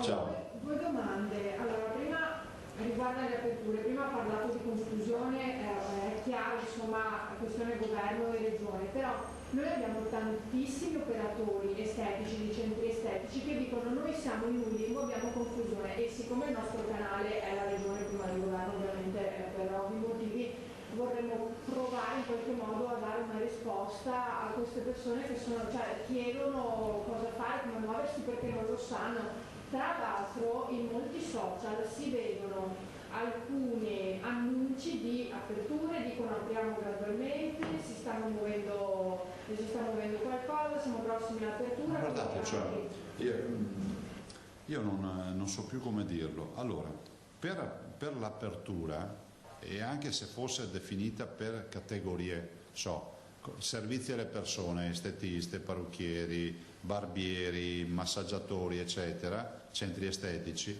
piuttosto che gli artigiani e altre robe, comunque lo si decide con un decreto del Presidente del Consiglio dei Ministri, non con un provvedimento regionale. Peraltro il Governo ha già annunciato che allegherà a questo provvedimento, questo è ufficiale, anche le istruzioni per l'uso, cioè dirà: secondo noi per fare la parrucchiera ci vuole questo per poter aprire. Noi siamo invece in una fase parallela nella quale abbiamo scritto le istruzioni per l'uso. Se volete che vi dica cosa penso dei parrucchieri e affini, penso che quando hanno il dispositivo non è che gli puoi dire tagliagli i capelli a 2 metri di distanza, ma usa il dispositivo come il dispositivo lo usa un medico, come lo usano tutte quelle persone che hanno bisogno del contatto, diciamo, più ravvicinato sotto il metro. Noi non ci vediamo problematiche particolari perché riaprano. Stiamo discutendo col governo e chiediamo che comunque ci sia un'apertura graduale ma che sia uniforme per tutti, perché sennò si creerebbero parenti ricchi e parenti poveri, punto. Tutto quello che c'è scritto in giro non so chi lo scriva, insomma. La regione nello specifico, è vero che non è ancora stata firmata la convenzione, per questo non viene erogata la cassa integrazione, perché ci ha chiamato un telespettatore, sostiene che chi fa le buste paga nella sua azienda, che in questo momento è ferma, e gli avrebbero detto che finché la regione Veneto non firma la convenzione i soldi non arrivano. A me non risulta, anzi dovremmo aver fatto un raccordo con le banche. Però guarda, sentiamo un attimo, sentiamo l'assessore Donazzama, a me non risulta sta roba qui. Francesca. Eccomi qua. Allora, visto che la Regione Veneto si è spesa tantissimo per contenere i contagi, con un lavoro certosino e lodato da tutti, qual è la posizione? Cioè, per noi è un problema quello degli immigrati o dei chiedenti asilo, nel senso, io ieri sono andata a Verona in questa struttura dove purtroppo ci sono 100 contagiati su 140, dove ci sono 80 persone delle forze dell'ordine davanti per evitare che escano, perché ovviamente loro hanno paura, poi non avendo sintomi non comprendono che questa malattia invece anche per gli asintomatici siamo tutti chiusi in casa, e visto il lavoro pazzesco che abbiamo fatto noi, ma guardate, In questo paese fino a 2 mesi fa era proibito anche citare la parola quarantena. Vi ricordate quando abbiamo detto i ragazzi che provengono dalle sole zone infette della Cina, non da tutta la Cina, dalle sole, quindi Hubei e Wuhan, facciamo fare un isolamento fiduciario comunemente definito quarantena, prima di rimettere, apriti cielo. Oggi parliamo tranquillamente di quarantena, penso e spero che si possa anche parlare con altrettanta tranquillità di immigrati senza vederci sempre dietro il retropensiero del razzismo. Stiamo parlando di igiene pubblica, stiamo parlando di un piano di salute pubblica nel quale dobbiamo coinvolgere tutti i cittadini, a prescindere dalla loro provenienza, dal loro colore della pelle e da tutto quello che pensano, e anche loro devono sottostare alle regole che hanno i cittadini diciamo oriundi, che sono i residenti in Veneto. Quindi non capisco per quale motivo un immigrato vuole e pretende di poter andare in giro senza mascherina, piuttosto che, secondo i casi che tu descrivi, piuttosto che uscire, anche se rappresenta, cioè è un contatto di un positivo, quindi deve stare in isolamento, quindi deve rispettare le regole, se no le regole si fanno rispettare, quelle buone o quelle cattive. E per le cattive per me significa cominciare a chiamare le forze di polizia e intervenire pesantemente. Quindi l'auspicio è che i prefetti nel coordinare i tavoli di sicurezza e ordine pubblico provvedano a mettere in sicurezza prima la salute di questi signori e di conseguenza anche la salute dei nostri cittadini. Albino? Riguarda lo scenario elettorale, nel senso che... Scusami Albino, scusami, perdona, chi è che chiedeva? È stato firmato tutto, la convenzione è tutto. E anche l'anticipo. Forse noi siamo stati, come si può dire, siamo stati un po' penalizzati dalla comunicazione sanitaria, ma vi ricordo che anche sul fronte delle risorse noi le abbiamo messe lì subito, quindi non risponde al vero. Prego. La domanda riguarda le elezioni. Lunedì il Consiglio dei Ministri dovrebbe approvare finalmente quel decreto legge che stabilisce la possibilità per le regioni, che possono decidere in via autonoma, di votare in una data compresa tra il 12 di luglio e il 26 di ottobre, come abbiamo scritto oggi, mentre per i comuni la finestra elettorale sarebbe diversa, da metà settembre a metà dicembre. Ecco, lei che ha sempre suggerito di votare a fine giugno, ritiene questa proposta come in linea con la sua richiesta? Ma guardi, nel caso pensa di votare che il Veneto vada a votare da solo, a prescindere dalle iniziative dei comuni, oppure si augura una soluzione diversa? No, guarda, io penso che il ministro Lamorgese presenta questo provvedimento, no? E penso assolutamente che sia responsabile, se penso alle regioni e se penso a quello che ci viene prospettato, che a ottobre-novembre torna un'ondata di coronavirus, dobbiamo avere comunque i governatori con i pieni poteri. C'è poco da star lì, perché nel momento in cui sei soggetto attuatore non puoi essere un soggetto attuatore che dopo una settimana va al voto, dopo 2 settimane, 3 settimane. L'unico sistema per avere... Quante sono le regioni che vanno a votare? 6? Ecco, allora quindi Albino, su 7 regioni bisogna comunque che sia risolto questo problema. Poi c'è un altro rischio, che la sessione autunnale, quella che oggi attualmente per legge prevede 15 ottobre e 15 dicembre, è pericolosissima, perché se torna il coronavirus non si va più votare e sarebbe ingiustificata una proroga delle legislature di 7-8 mesi. Considerate che se si andasse a luglio vorrebbe dire che noi cittadini mentalmente ci ricordiamo della fine della quarantena di 2 mesi e mezzo prima. Cioè come se parlassimo oggi di una quarantena finita a gennaio. È difficile spiegare al cittadino che non vai a votare a luglio perché qualcuno ha detto che forse era più sicuro. E poi scusate, io penso che sia più corretto pagare lo stipendio a amministratori eletti piuttosto che a amministratori prorogati. Quindi luglio va bene in linea di massima? Guarda, io sono sempre convinto che il popolo ha sempre il diritto di scegliersi gli amministratori, luglio, prima di luglio, insomma, quando è possibile le facciano queste elezioni. Allora, ho notato nel provvedimento, se è quello che gira, c'è un aspetto secondo me che non è irrilevante, l'aver correttamente, lo devo riconoscere, creato ad hoc una sessione per le regionali. Quindi anche rispetto all'election day, qua oggettivamente con molta correttezza si fa anche chiarezza su questo aspetto per evitare poi le polemiche, ma mettete assieme, si dice proprio per questi motivi che ho detto le regioni devono andare da sole, e da quello che ne so io, se ti serve Albino, i colleghi presidenti la vedono più o meno come me. La collega Bertasi, adesso scusate, ho un po' di sequenza di domande. La collega Bertasi del Corriere del Veneto chiede infatti cosa ne pensa della decisione di demandare alle regioni la scelta. Cosa ne pensa? Ma più che demandare alle regioni, se il decreto passa, le regioni hanno una finestra che è diversa da quella delle amministrative.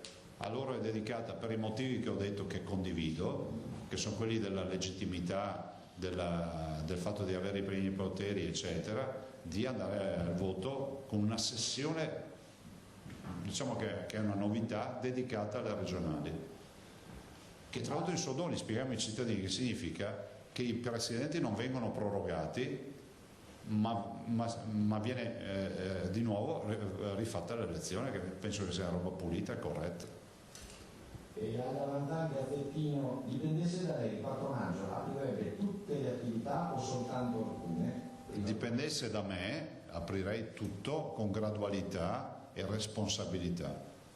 Seconda domanda, gli ospedali Covid quando riprenderanno l'attività normale? Per esempio, se un paziente aveva un intervento programmato che ora è saltato, deve aspettare o andare in un altro ospedale? No, guardate, allora, gli ospedali Covid verranno, sto parlando di Schiavonia, Sant'Orso, Dolo, Trecenta, Villafranca, Vittorio Veneto, San Camillo, Villa Salus. Ecco, gli ospedali Covid verranno gradualmente ricolonizzati dalla sanità classica, ordinaria, tanto è vero che lunedì si aprirà il punto nascita di Schiavonia, tanto per dire, e poi da lì sarà un crescendo di diminuzione, anche perché abbiamo solo 200 pazienti in questo momento, che sono tanti, ma sono solo rispetto ai numeri ai quali eravamo abituati, in terapia intensiva. Le infettive stanno diminuendo e quindi si ritorna nell'alveo dei reparti dedicati storicamente a queste attività. Ricordo che abbiamo messo terapie intensive dappertutto, anche nelle sale operatorie, è che noi non le abbiamo viste, ma noi vediamo i numeri e sono i numeri. Nicola Russimoro, Corriere del Veneto, chiede quante altre macchine come quelle in dotazione a Padova il professor Crisanti comprerà la regione e per quali ospedali? Io ho parlato anche ieri con il professor Crisanti, stamattina in videoconferenza abbiamo parlato anche di questo. Noi siamo dell'opinione che un altro paio di macchine, se si trovassero, potremmo valutare di comprarle. Ovviamente lo farà l'azienda Zero. Stiamo parlando di macchine performanti, perché 9.000 tamponi a macchina al giorno è una bella storia. Cioè una bella storia vuol dire 9, 18, 27, più quelli che di base facciamo, comincia ad andare a 35.000 tamponi al giorno, vuol dire essere fermo restando che io sono convinto, dalle notizie che abbiamo anche dalla letteratura scientifica, che sembra che ci siano sempre più produzioni di test rapidi, sempre più attendibili.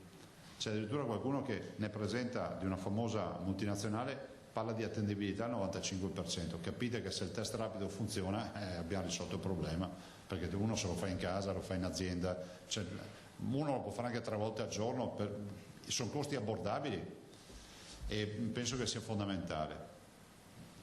Giorgio Lavanasi, Gente Veneta, negli ultimi 15 giorni in Veneto i pazienti in terapia intensiva si sono quasi dimezzati, sono calati i decenti in altri reparti, ma il numero di morti resta costante e alto, circa 25 al giorno. Lei come lo spiega? Paghiamo della coda, intanto questi sono pazienti che sono case di riposo e di più ricordiamoci che quando parliamo di terapie intensive e in generale di pazienti coronavirus, stiamo parlando di pazienti che si fanno anche 3 settimane, 4 settimane in ospedale, per cui questa è la coda di pazienti che sono stati presi in carico, ricoverati magari 2 o 3 settimane fa, minimo.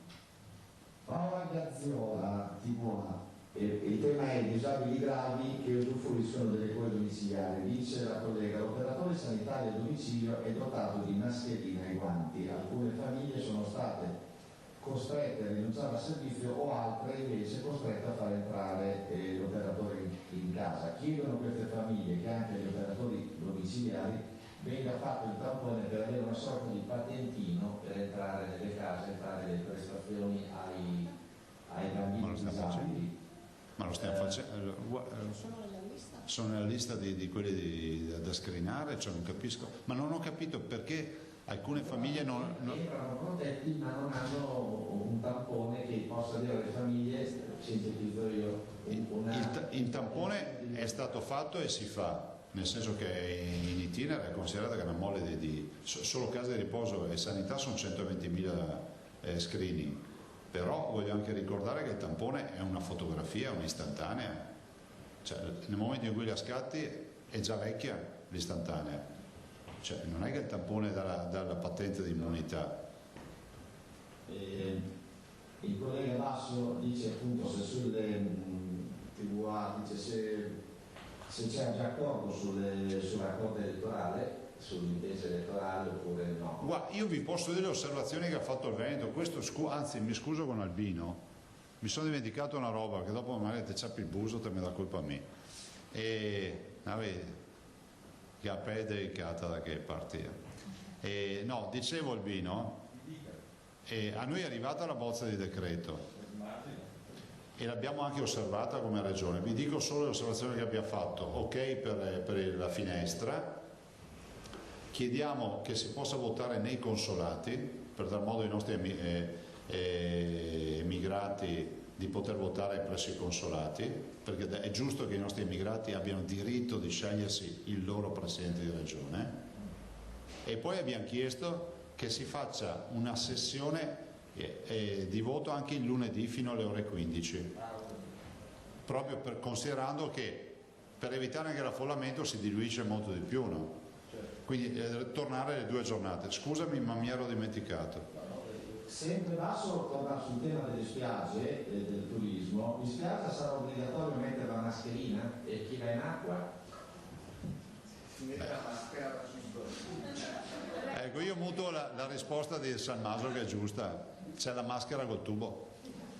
No, nel senso che è ovvio, cioè, la mascherina la utilizzeremo come il copricapo, no? Quando c'è sole ti copri il capo, quando c'è nuvolo poi sto anche. E qual è la differenza? La vicinanza delle persone, e quello è il tema, no? Ma lo facciamo già adesso se ci pensate. In auto non portiamo la mascherina, ma prima di scendere ce la mettiamo. Ma i bambini in acqua a quel punto? No, scusate, c'è sempre Basso che dice valutare una fattispecie. Molti stanno in acqua senza fare il bagno. Qui che sta in secca, come si dice. Da studiare. Stavo pensando ai fidanzati. A proposito, ho maree di messaggi, ma maree li potrei raccogliere. Fidatevi quando dico maree è la dimensione giusta. E quindi vi ringrazio. Di ragazzi e ragazze che mi raccontano storie di privazione più strane, di morose che non riescono a incontrarsi da 2 mesi, ma alcuni a distanza di 1 chilometro. Pensate che rispetto c'è delle regole. Anche a te, cosa è successo? Cosa vuol dire 2 mesi?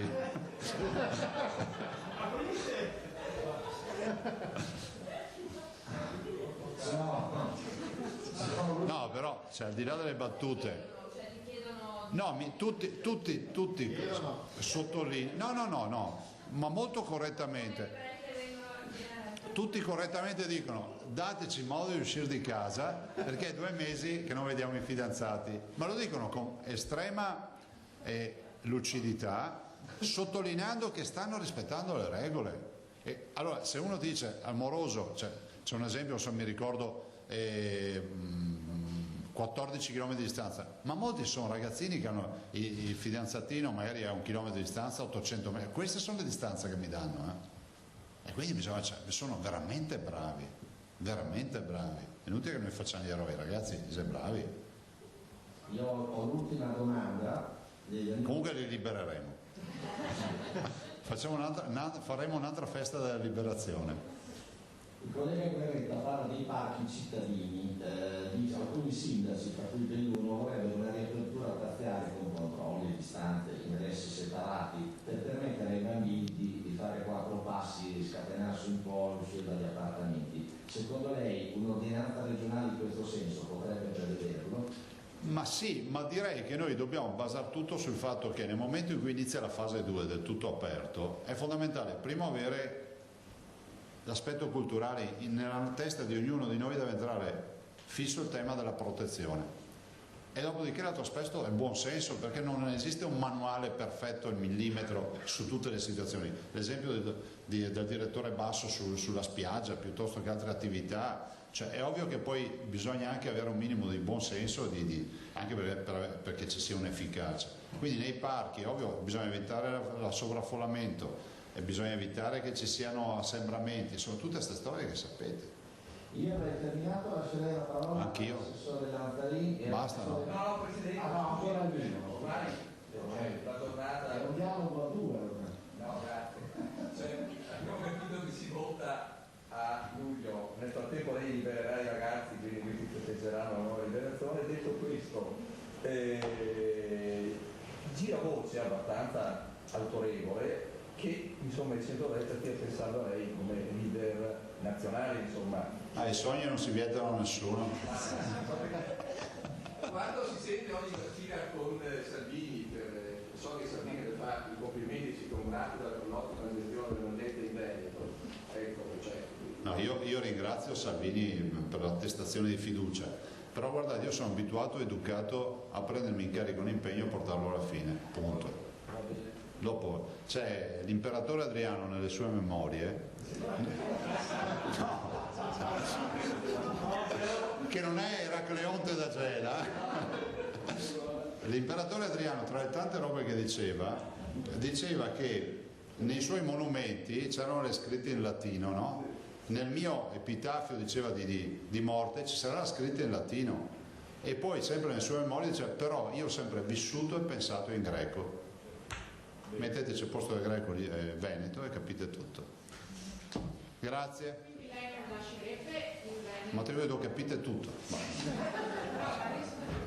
No, guardate, posso dire, siamo davanti a un'emergenza tragica.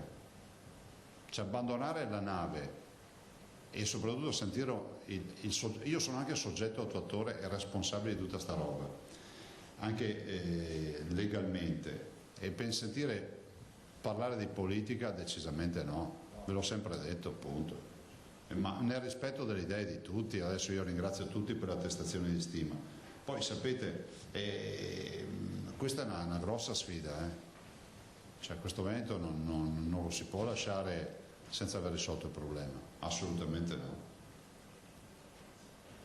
Assessore Lanzarin. Grazie ragazzi, vi aspetto domani a una novità.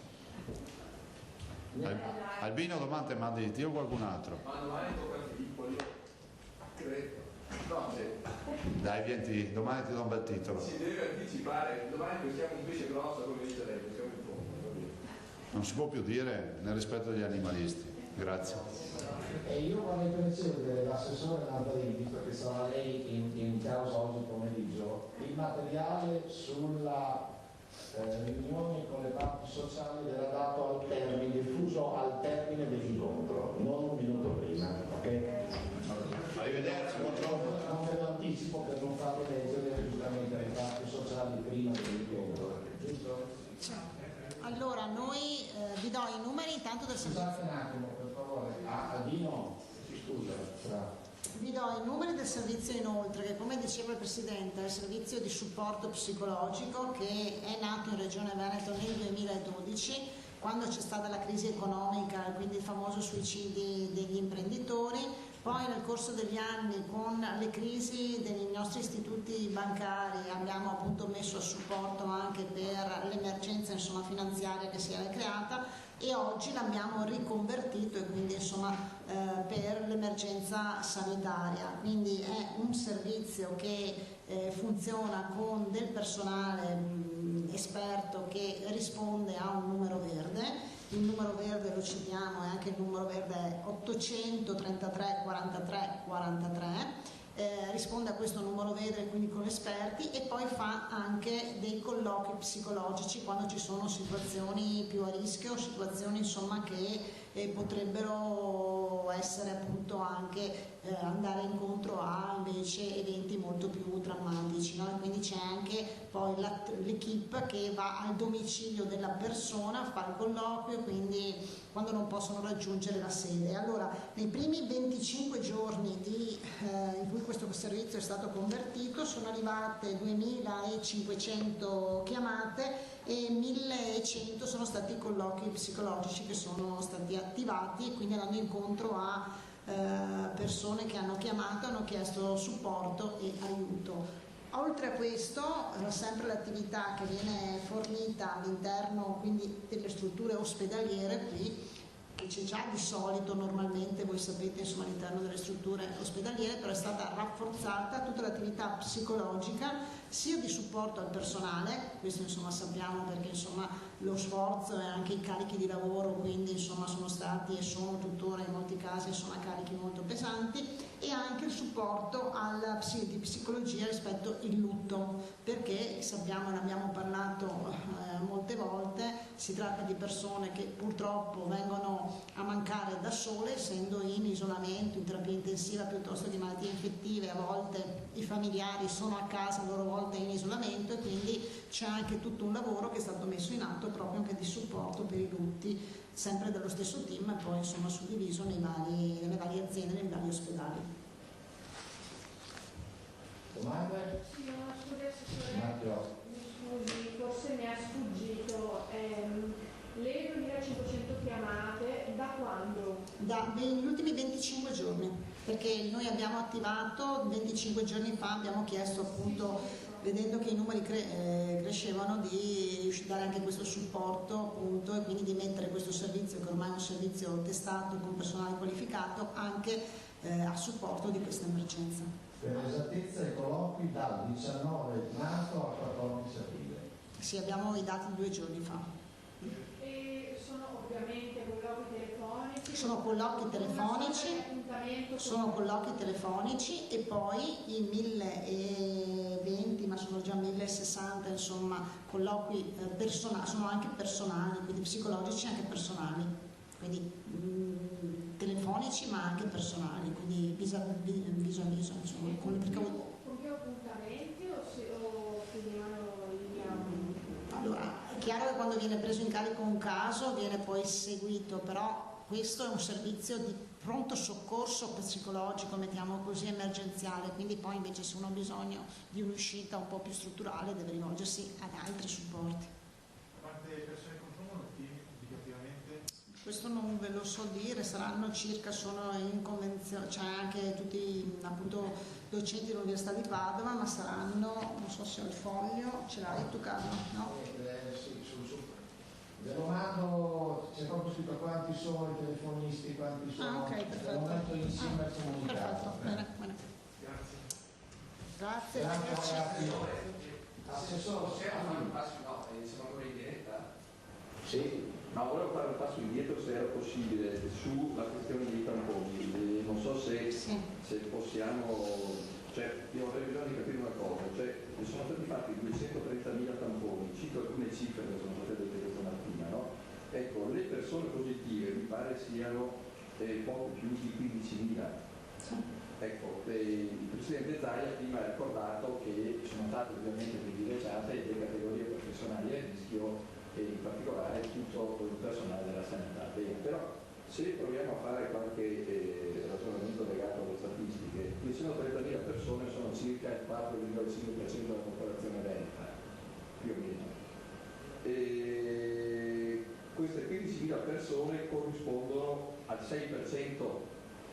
Ecco, allora, se questo trend viene, come dire, io penso e spero che si possa abbassare, nel senso che la soglia di rischio dovrebbe calare se noi andiamo ovviamente a fare esami su persone che non sono esposte appunto al contagio in maniera così diretta. Cioè, tutto questo però lascia capire che si va verso un numero, se rapportato ai 5 milioni di abitanti in Veneto, teorico dico, di circa 300.000 persone, che sono potenzialmente positive, che sono né più né meno quel numero di persone che hanno contratto l'influenza classica stagionale che voi ci avete mandato a fine febbraio, erano 368.000 circa. Ecco, allora, di fronte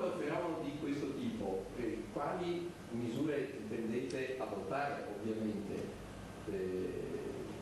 visto che per fortuna forse la malattia sta avendo un decorso diverso, c'è meno ricorso alla terapia intensiva, forse il cocktail di farmaci adottati dai medici sta dando dei risultati positivi. Ecco, ci può dare delle linee generali?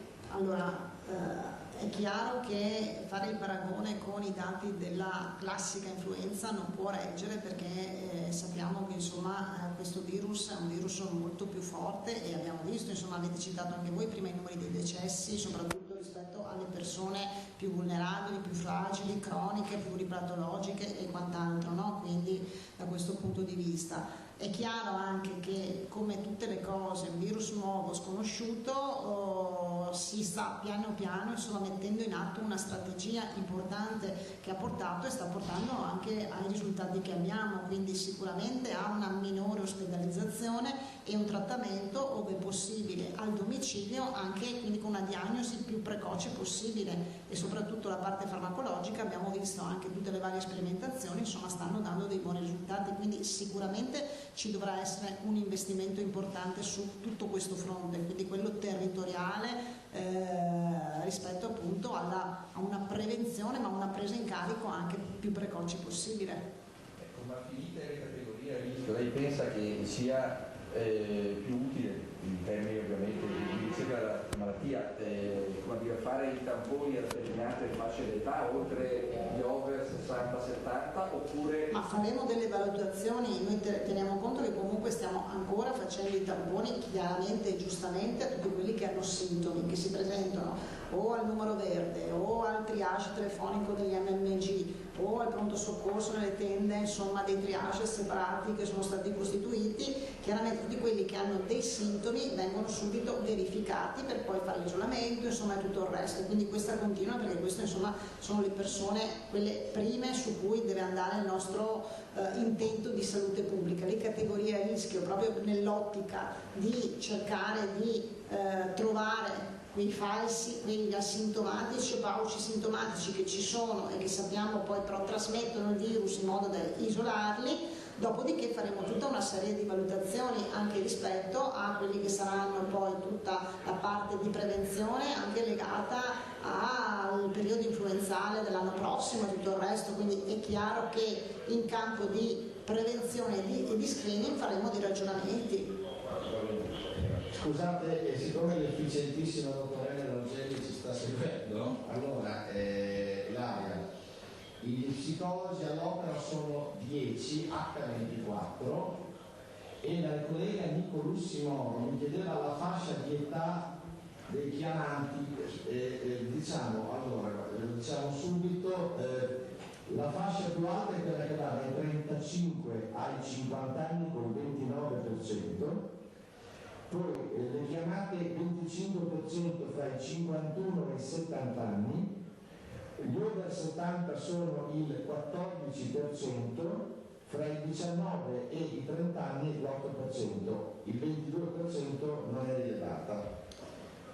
E con questo su quello no, Carlo, se aggiungiamo anche, visto che era in linea, insomma, che è chiaro che noi ci stiamo già adoperando, la struttura della prevenzione si sta già operando per tutta la stagione autunnale, quindi influenzale, in cui sicuramente verranno intensificate tutte le misure di prevenzione e di screening per rispetto alla popolazione anziana. Pensiamo all'antinfluenzale oppure anche all'altro vaccino, quello appunto per la polmonite, insomma, quindi sempre rispetto al pneumococcio, quello appunto per la polmonite. Quindi la direzione prevenzione si sta già attivando in previsione di quelle che sono appunto gli screening che verranno fatti in periodo autunnale.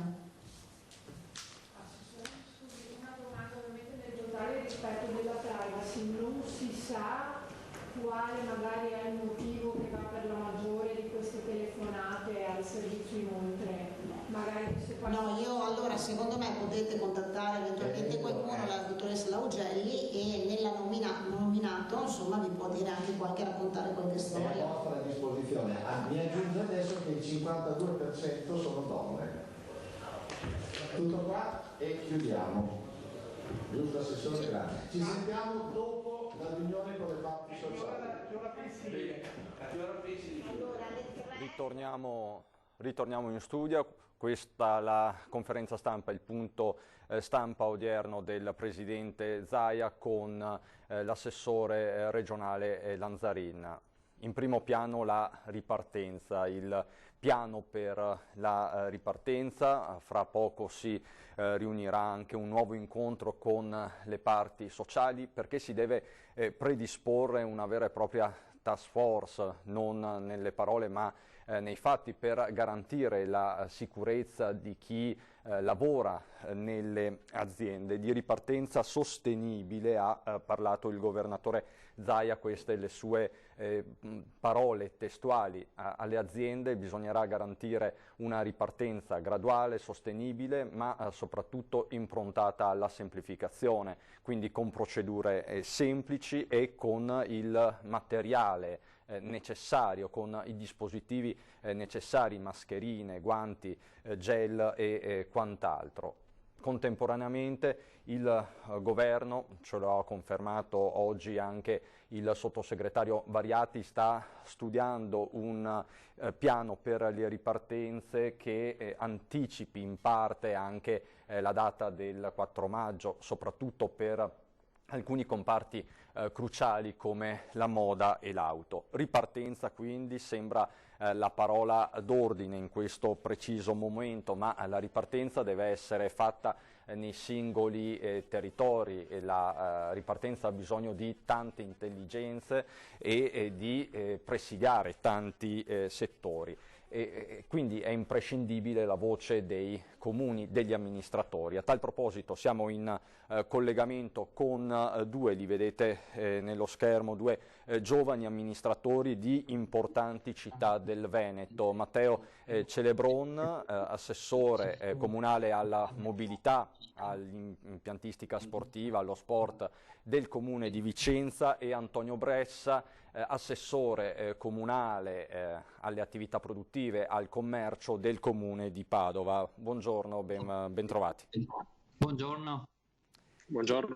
Ecco, cominciamo proprio da questa parola d'ordine, da questa ripartenza che deve essere poi garantita nei fatti. Ne abbiamo parlato anche stamattina con i vari ospiti. C'è tutto il tema della mobilità, del trasporto pubblico locale, che è un trasporto pubblico da riorganizzare, da rivedere, da rimodulare a partire da quello scolastico. Chiedo a lei, Celebron, che appunto ha tra i suoi referati proprio la mobilità, da dove si può partire? Beh, innanzitutto buongiorno a tutti e grazie anche per il servizio che fate, che state informando tanti veneti, tante persone che vogliono avere informazioni. Il trasporto pubblico locale è un asse fondamentale per ripartire. Ripartenza è la parola giusta, c'è necessità di ripartire soprattutto per le attività produttive, ma pensiamo anche soprattutto ai centri storici, a tutte le attività commerciali. Il trasporto pubblico locale, dicevo, è un pilastro di questo e bisognerà ripartire con tutti i sistemi di protezione individuale anche all'interno degli autobus e utilizzando i TPL per garantire l'accesso al centro storico. Bisognerà evitare che le persone abbiano paura di spostarsi e bisognerà quindi mettere in atto tutti quei sistemi, sanificazione, le distanze da mantenere che dovremo abituarci a tenere anche all'interno degli autobus, e anche e soprattutto l'atteggiamento e il comportamento degli utenti alle fermate. Noi lo stiamo già facendo anche in questa fase di quarantena, ma stiamo cercando anche di comunicare per quando sarà utile ripartire, ricordando ai cittadini appunto che l'atteggiamento, lo ricorda spesso Zaia, ma l'atteggiamento degli individui è il fattore fondamentale per evitare la diffusione del coronavirus. Questo, Celebron, significa più corse, sostanzialmente, più corse di trasporto pubblico locale, di trasporto scolastico. Serviranno molte più risorse di quelle attuali.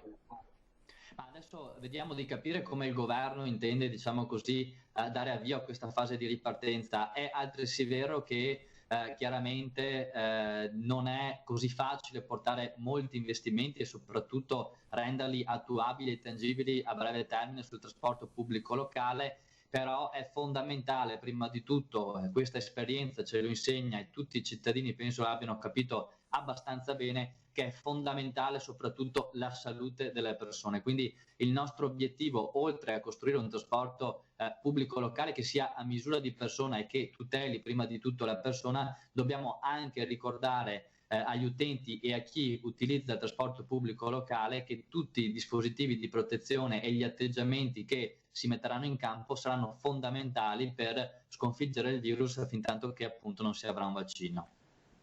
Ripartire, e si riparte anche dalle attività commerciali, dalle attività produttive. Bressa, com'è la situazione in una città articolata, importante come Padova? Cosa le chiedono i negozianti, i commercianti? È una fase chiaramente di difficoltà per molti, che sono quelli che sostanzialmente devono stare chiusi e che quindi, così come si aspettano delle risposte importanti dal punto di vista, diciamo, della liquidità dal governo, dalla regione, poi anche nei confronti delle amministrazioni locali, quindi del comune, si aspettano anche da noi una risposta di quello che stiamo dando sul fronte dei tributi locali, per esempio. Ma soprattutto c'è una grande attesa per quanto riguarda le tempistiche che saranno dettate in particolare dal governo per l'avvio della fase 2. Alzare un po' l'audio della cassa, mi chiedono, perché è un po' alto. Ed è strano con l'auricolare, provo a togliere l'auricolare. Adesso va bene, adesso la sentiamo meglio. Sì, non ho fatto nulla in realtà, quindi non so cosa... Forse si è semplicemente... Ecco, prego. Ok, sì, dicevo, c'è grande attesa per quanto riguarda l'avvio della fase 2. Noi abbiamo convocato una riunione con tutte le associazioni di categoria per la settimana prossima. È chiaro che adesso vedremo quali saranno gli accorgimenti che saranno richiesti ai negozianti, le attività produttive per poter riaprire in sicurezza. Però il messaggio chiaro che vogliamo trasmettere è che il Comune si mette a disposizione per accompagnare questa fase, perché sarà comunque sicuramente complessa. L'abbiamo visto per esempio con il caso limitato dei mercati, lì dove è stato necessario un intervento del Comune per organizzare questi spazi e far sì che sia i commercianti da un lato, gli addetti alle vendite, sia i clienti, i cittadini potessero essere in piena sicurezza. Per cui, siccome non sarà un passaggio semplice, è bene fare squadra tra tutti e quindi anche il Comune fare la sua parte.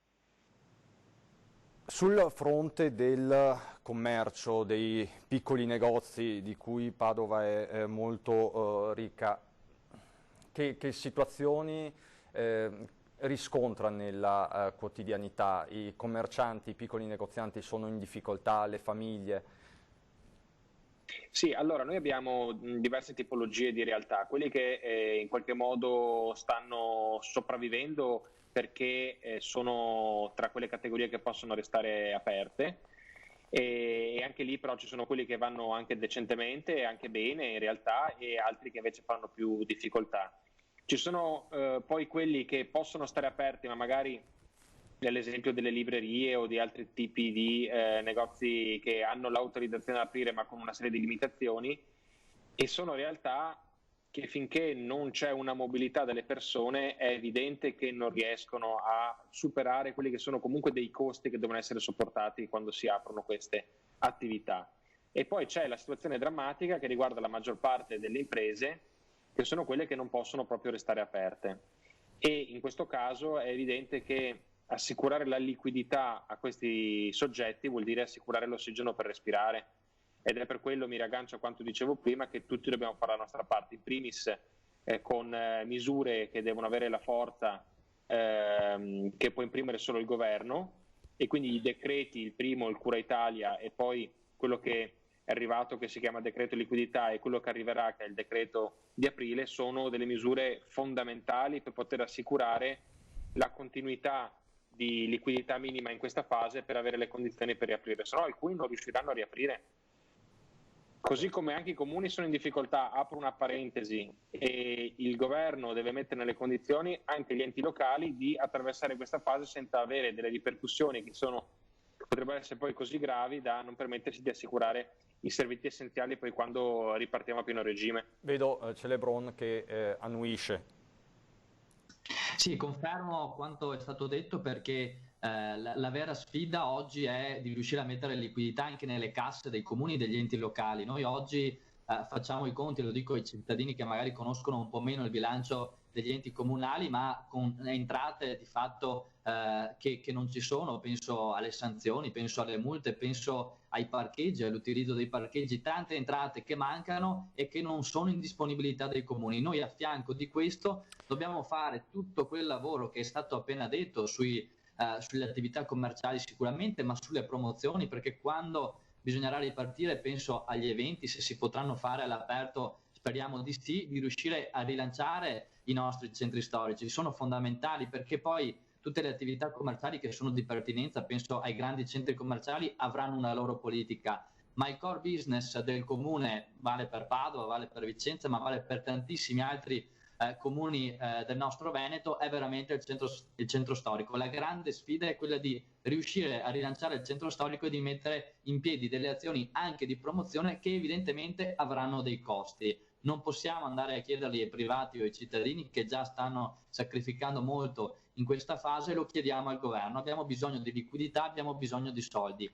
Il rischio concreto è di chiudere i bilanci in negativo a fine anno, quindi significa con dei comuni in dissesto e con il rischio che poi tutto gravi sulle tasche dei cittadini come troppo spesso accade. Quindi anch'io lancio questo appello, sono convinto che il governo possa fare la sua parte e tutti quanti insieme, dagli enti più piccoli, dai comuni fino appunto ad arrivare al governo, di trovare le soluzioni adatte perché sia veramente una ripartenza. Non serve fare assistenzialismo, ma bisogna mettere soldi, liquidità, investimenti. Bisogna soprattutto, secondo me, fare investimenti in quei settori che creano un volano appunto per l'economia locale, e le attività produttive, le attività commerciali sono veramente il nostro core business, sono il nostro sostegno principale e avranno bisogno dell'aiuto dei comuni, e i comuni a sua volta avranno bisogno dell'aiuto del governo. Mi pare che per entrambi la soluzione, o comunque la prima mossa, sia ripartire proprio dai centri storici delle vostre rispettive città. Padova da un lato, Vicenza dall'altro, due città molto ricche di storia, di cultura, di turismo anche, che devono ripartire proprio dal loro cuore. È così, Bressa? Sì, è chiaro, perché il centro storico comunque rappresenta in qualche modo un bacino naturale in cui c'è la maggior concentrazione soprattutto di piccole attività, di negozi, ma anche di presenza di pubblici esercizi, considerando anche quali sono normalmente in tempi normali, diciamo, gli afflussi di natura turistica. È chiaro che noi dovremo entrare in una fase in cui non potremo immaginare che fin da subito si potrà ritornare alla situazione in cui eravamo prima.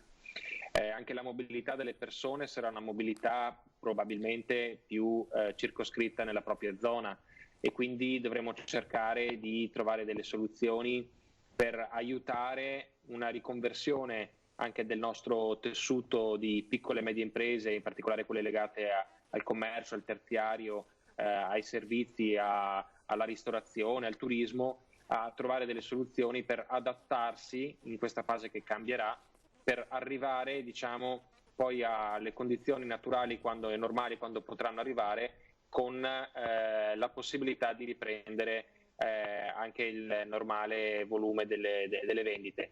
In questo io credo che sarà essenziale la creatività che comunque il tessuto imprenditoriale del Veneto ha sempre dimostrato di avere nel corso del tempo. Vediamo per esempio come è esploso il tema delle consegne a domicilio.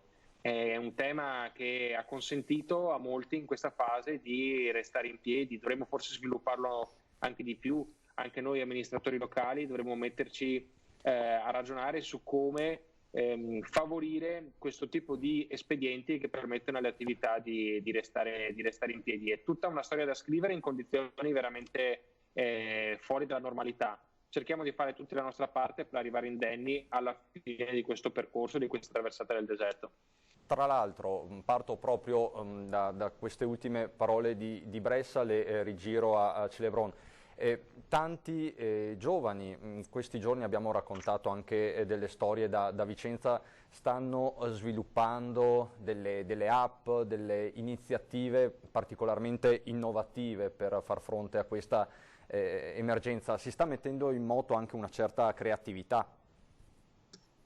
Sì, sicuramente diciamo che come tutte le situazioni di difficoltà, soprattutto noi veneti riusciamo, diciamo così, a dare il meglio e a trovare delle soluzioni, lo vediamo ogni giorno e voi giustamente ne date pubblicità. È anche vero però che oltre a tutte queste, diciamo così, idee che sicuramente danno un plus, danno un vantaggio perché come è stato appena sottolineato, il delivery, quindi il porta a porta, la consegna a domicilio per molti locali che fino a qualche giorno fa era assolutamente non considerata, oggi diventa un servizio in più per gli utenti. Però io sono convinto che sarà fondamentale riuscire a sostenere nel più raggio ampio possibile, diciamo così, tutte quelle attività, microattività che sono veramente in difficoltà. Oggi forse non ce ne rendiamo conto perché comunque i centri storici sono quasi totalmente chiusi, sono totalmente fermi, ma avremo la necessità veramente di andare a mettere liquidità e soldi e sostenere tutte quelle attività anche storiche che non sono state fermate da nessun tipo di crisi, che però inevitabilmente dopo un mese di blocco hanno necessità di avere un aiuto. Bene chi si ingegna, bene le nuove applicazioni che aiutano a portare a casa il cibo, però dobbiamo assolutamente sostenere perché non tutti possono accedere a questo tipo di piattaforme, non tutti ce la fanno e non tutti i prodotti, diciamo così, si possono prestare a questo tipo di servizio. Quindi un occhio deve guardare da una parte all'innovazione bene, ma l'altro deve guardare al consolidato e andare a sostenere queste attività che sono fondamentali. E Bressa, servono contributi a fondo perduto per le piccole aziende, per i piccoli negozi. Si è parlato tanto di prestiti in queste settimane con i vari decreti, ma a questo punto servono risorse vere, liquide? Sì, allora io penso che per alcune imprese che non hanno, come dire, le spalle sufficientemente grosse, e sono le piccole e medie imprese che rendono così ricco, diciamo, anche il nostro territorio, probabilmente servirà un tipo di strumento anche di iniezione, diciamo, di risorse a fondo perduto, e so che il governo su questo sta ragionando per introdurre questo strumento nel prossimo decreto. Dopodiché comunque anche le misure di liquidità attraverso la forma del prestito non sono assolutamente da sottovalutare. So che anche su questo ci sono state magari delle polemiche, c'è chi ha detto ma devo indebitarmi per continuare a pagare le tasse e tenere viva l'attività. Allora è evidente che se lo Stato si mette a garantire al 100% delle forme di prestito, per cui la prima rata da versare è da versare dopo 2 anni, si pagano solo gli interessi, insomma un imprenditore sa che attraverso il finanziamento e anche la capacità di far debito le imprese vanno avanti, per cui non sarebbe nulla di come dire, fuori da una amministrazione ordinaria e sana delle imprese. Chiaro che però, aggiungo, non tutte probabilmente trovano in questo strumento uno strumento capace di rispondere completamente alle proprie esigenze, e quindi il contributo a fondo perduto a questo punto diventa essenziale. È chiaro che le risorse anche per lo Stato non sono infinite, speriamo che anche a livello, diciamo, europeo ci sia la necessaria sensibilità che mi pare si stia maturando per venire incontro a questo tipo di esigenze, così anche il governo avrà le risorse necessarie per rispondere a questo ampio raggio di esigenze a seconda delle dimensioni e del settore delle imprese. Ecco, vi chiedo in ultima battuta due flash proprio relativamente al governo e a quanto dovrebbe fare l'Europa. Lei, Celebrone, è della Lega, lei invece Bressa è del Partito Democratico, quindi abbiamo due visioni politiche diverse. Comincio da Celebrone.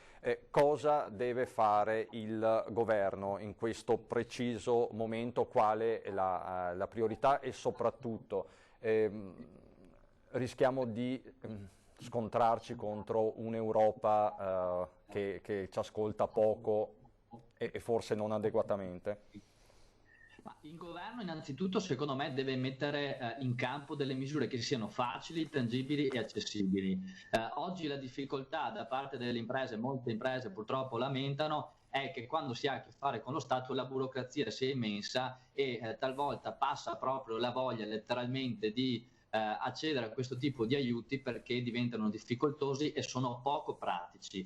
Oggi, adesso, in questo momento c'è necessità di pratica, c'è necessità che i nostri imprenditori, le piccole attività, dal più piccolo artigiano fino alla più grande impresa organizzata del Veneto, abbiano con facilità accesso a questo tipo di aiuti. Rispetto al tema dell'Europa, guardate, è semplice, l'Italia è il terzo contribuente netto in Europa, quindi significa che versiamo più soldi rispetto a quelli che riceviamo dall'Europa. Io sono convinto che se l'Europa vuole veramente ripartire da questa crisi, debba caricarsi sulle spalle la responsabilità di far fare a un paese quello che abbiamo sempre fatto, quindi le eccellenze del Made in Italy devono per forza di cose funzionare. Se l'Europa non investe nell'Italia è inevitabile che il sistema europeo crolla, quindi tutti gli strumenti possibili che si possono mettere in campo e una maggiore attenzione anche di sensibilità, anche di vicinanza da parte dell'Europa, penso che sia dovuta all'Italia. È un paese veramente che contribuisce in maniera importante, siamo uno dei paesi più potenti al mondo, penso sia arrivato il momento, in una situazione di difficoltà che, ricordo a tutti, non ci siamo creati volontariamente, ma purtroppo la stiamo subendo, penso che l'Europa dovrebbe dare un segnale tangibile. Bressa, a lei l'ultima parola, ha sentito il suo collega Celebron.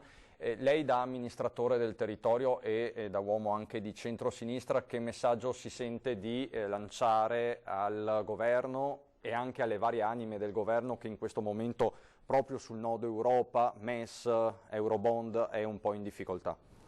Ma io dico di ragionare senza caricare di significato ideologico, comunicativo, eccessivo le varie soluzioni che sono in campo. Esempio, si parla molto del MES.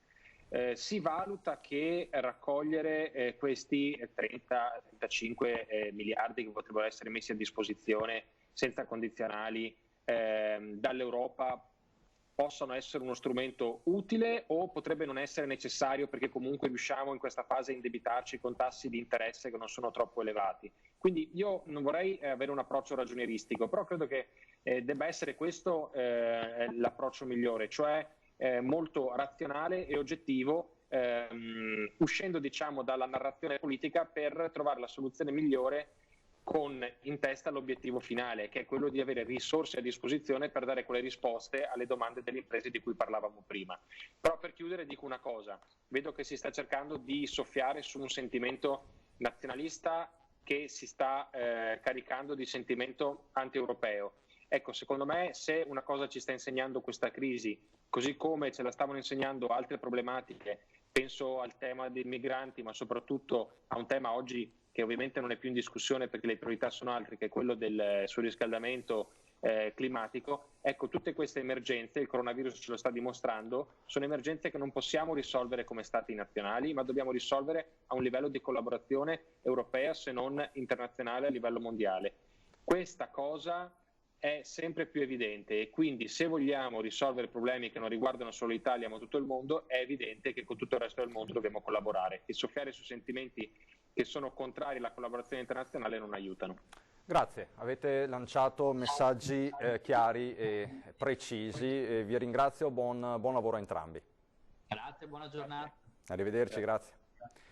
Erano gli assessori Matteo Celebron da Vicenza e Antonio Bressa, assessore al commercio di Padova. Abbiamo avuto due punti di vista importanti da due città strategiche per il Veneto. La ripartenza si deve fare, deve cominciare dai comuni, dalle attività produttive dei comuni, dai centri storici, soprattutto da quei centri storici che poi sono propulsori di tante attività anche culturali. Pensiamo solo a Padova, città universitaria. Dovrei riuscire a mettermi in collegamento, se non sbaglio, con Ilaria Marchiori.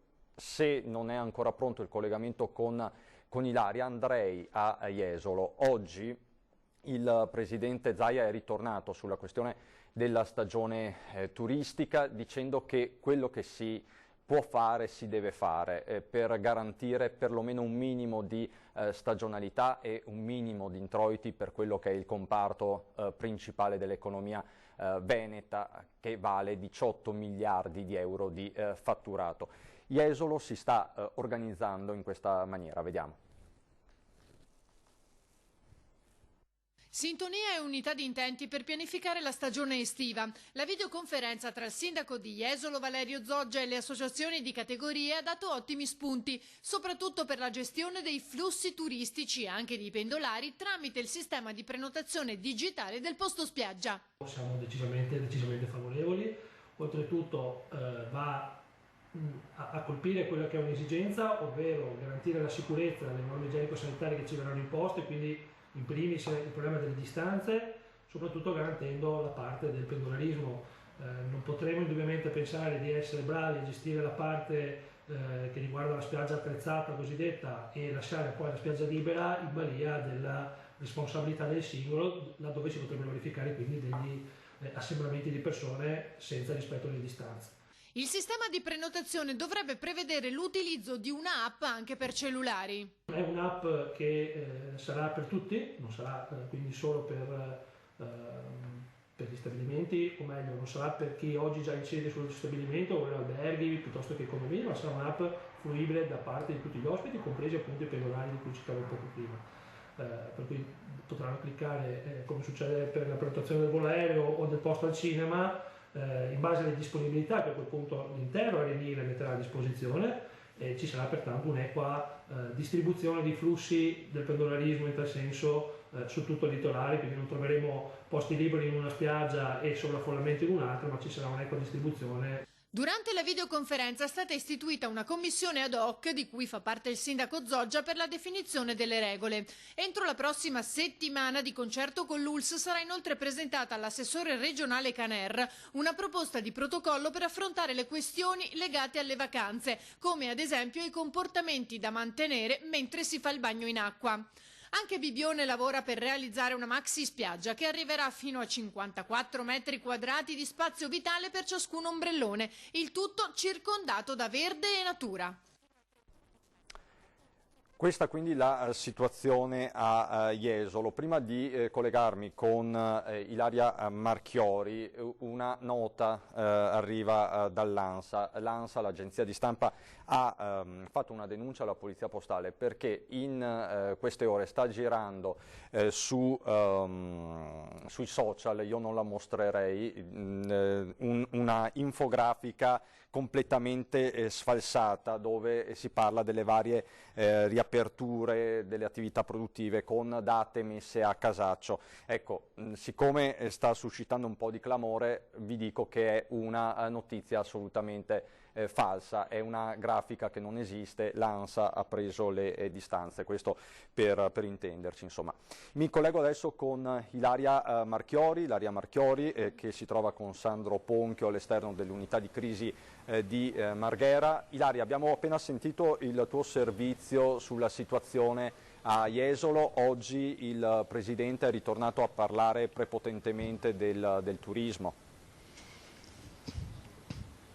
Esattamente, buongiorno, eccoci qui. Innanzitutto volevo proprio ricollegarmi a quanto abbiamo sentito poco fa in questo servizio, perché naturalmente si sta lavorando giorno dopo giorno e anche intensamente per cercare di far ripartire al più presto quella che è la stagione turistica del nostro territorio, quindi gli stabilimenti e le spiagge lungo il litorale. A questo proposito il governatore ha anche detto che sulla proposta che è stata, insomma, che si è sentita proprio in questi giorni, soprattutto nelle ultime ore, eventualmente di poter posticipare l'inizio del nuovo anno scolastico per allungare un pochino la stagione turistica, lui ha detto che sinceramente potrebbe anche essere d'accordo proprio per poter dare un po' più di respiro a tutti gli operatori del settore turistico, a patto però che si riesca a trovare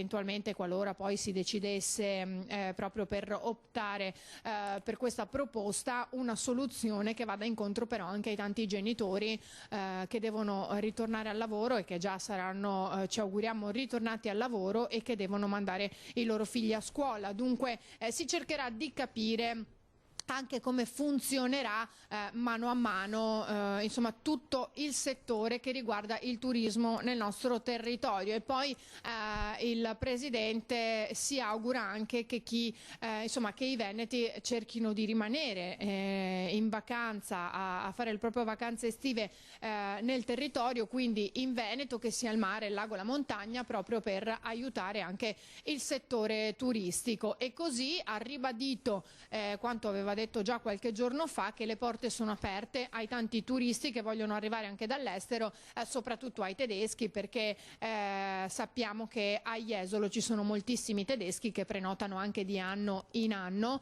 e che insomma vengono regolarmente. Dunque dice, le nostre porte sono aperte, anche perché ricordiamo che fino a 2 giorni fa, secondo i dati che ci aveva dato il Presidente, le disdette erano state del 7%, quindi un numero insomma non particolarmente alto. Uno dei punti che sono stati toccati oggi nuovamente riguarda le aperture. Ha detto, noi saremo anche pronti per una preapertura, dunque prima del 4 maggio, ma naturalmente tutte le indicazioni e le disposizioni devono arrivare dal governo, come sappiamo e come ribadisce più e più volte. Dunque voglio anche sottolineare ed evidenziare alle tante persone che ci scrivono e telefonano anche alle nostre redazioni e che non hanno risposte. Mi riferisco non so, a chi ha dei negozi di abbigliamento o comunque chi lavora nel settore estetico e parrucchieri, che la risposta non può purtroppo arrivare dalla Regione, ma deve arrivare dal governo. A chi ci dice che soprattutto gli operatori estetici del settore parrucchiere, che si trovano in un limbo e che non capiscono cosa possono fare, quando potranno riaprire, il governatore dice, che ribadisce che purtroppo la decisione non spetta alla Regione ma al governo, e questo dobbiamo dirlo e sottolinearlo anche noi. Ancora una volta ha detto che si è pronti anche per la riapertura totale, ma insomma graduale, passo dopo passo, di tutte le aziende, a patto che questo avvenga in totale sicurezza, dunque con tutti i presidi necessari, le mascherine, i guanti, la distanza tra persona a persona, tutti i dispositivi come il gel disinfettante per le mani. Deve esserci tutto, assolutamente, perché altrimenti verrebbero meno le condizioni di riapertura, e quindi anche la misurazione della febbre all'ingresso in azienda tutti i giorni, fino a che non si potrà definire cessata questa emergenza. È stata toccata nuovamente la questione elezioni. Il Presidente ha detto sarebbe un atto di responsabilità non andare a elezioni nel periodo autunnale, ma soprattutto poter dare ai cittadini il proprio governatore già nel periodo autunnale, perché è quel periodo in cui si prevede il ritorno del virus, e quindi ha detto deve esserci un governatore pronto e preparato in tal senso ad affrontare l'emergenza. Dunque, secondo lui, l'abbiamo già sentito insomma anche nelle scorse settimane, ma lui rimane sempre della stessa idea, ovvero che si potrebbe tranquillamente, che per lui non ci sarebbe alcun problema ad andare alle elezioni nel mese estivo, insomma giugno, luglio, quello che può essere. Stiamo parlando, lo ricordiamo, di 6 regioni che andrebbero al voto, che devono insomma scegliere il loro nuovo governatore, più la Valle d'Aosta, quindi parliamo di un totale di 7 regioni. C'è anche una questione che riguarda ha detto il governatore, un decreto governativo che potrebbe anche dare il potere decisionale alle singole regioni. Dunque, se così fosse, se venisse approvato, Zaia ha detto che per quanto riguarda la nostra regione penserebbe anche di allungare insomma la possibilità di voto, e quindi estenderla anche alla giornata del lunedì, insomma entro le 15. Questo è stato un aspetto importante che ha detto. C'è un'altra questione che è stata toccata, però non dal Presidente, dall'assessore regionale alla sanità Lanzarin, che riguarda il progetto Inoltre, e che secondo me meriterebbe una nota, perché noi sappiamo che il progetto Inoltre è stato istituito nel 2012 per dare una mano agli imprenditori in difficoltà con il sostegno di un'equipe di psicologi e di esperti per poter aiutare. Bene, all'inizio di questa emergenza, o meglio circa 25 giorni fa, è stato esteso proprio anche all'emergenza Covid-19, ovvero per poter dare un sostegno psicologico con questa equipe di esperti che potesse rispondere al telefono a chi si trovava chiuso in casa in isolamento. I dati sono molto interessanti perché su 2500 chiamate che sono arrivate al numero verde del progetto Inoltre, che ve lo ricordo è 833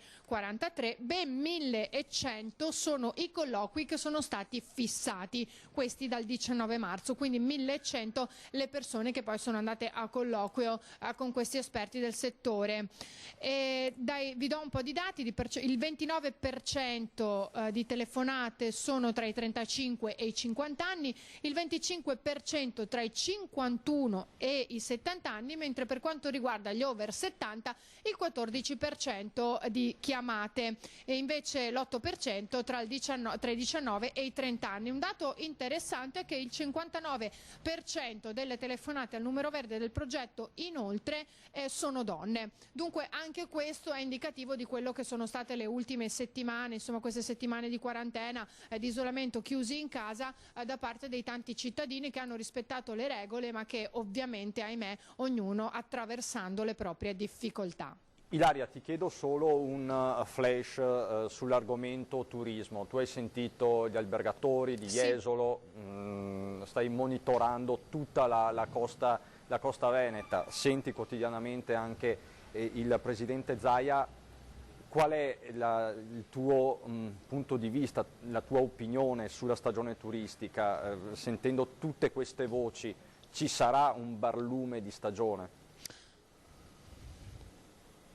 Allora, da quello che sto sentendo, appunto parlando con tutte le parti coinvolte, sia il Presidente, ma abbiamo sentito anche l'assessore regionale al turismo Federico Caner, gli albergatori, chi gestisce gli stabilimenti balneari, c'è non solo il barlume di riapertura, ma proprio c'è tanta voglia di rimettersi in gioco e di partire con tutte le disposizioni del caso. Ora si tratterà però di capire come farlo in tutta sicurezza, perché è vero che se passa quest'idea della prenotazione spiagge, che tra l'altro sappiamo in tanti posti già c'è attraverso un'app, questa è una soluzione ottimale, però è pur vero che ci sono tutti degli altri aspetti che vanno studiati e proprio per questo lo si sta facendo attraverso la sottoscrizione di un protocollo che verrà presentato proprio prossimamente nei primi giorni della prossima settimana alla Regione, per capire come potersi comportare, no, al di fuori di quello che è il proprio ombrellone, dunque andando a fare il bagno in acqua, andando nel baretto oppure al chiosco a prendere insomma il tradizionale gelato, e poi c'è tutta la questione che riguarda invece le piscine, sia le piscine che dei residence o comunque che fanno parte anche degli stabilimenti balneari, che poi insomma quelle pubbliche, quindi le cose da capire sono ancora parecchie, però quello che posso dire è che si sta davvero lavorando intensamente senza perdere neanche un'ora di tempo, con videoconferenza tutte le ore, anche serali, perché appunto la voglia di partire c'è e soprattutto di poterlo fare in sicurezza ma anche il prima possibile. Insomma, Ilaria, c'è un po' di mare in fondo al tunnel, ecco, possiamo dire questo, insomma, perlomeno come prospettiva. Questo credo che potremmo dirlo soprattutto anche per le tante famiglie che insomma hanno tenuto chiusi i bambini in questi 2 mesi in casa e che hanno voglia di respirare e di farli respirare.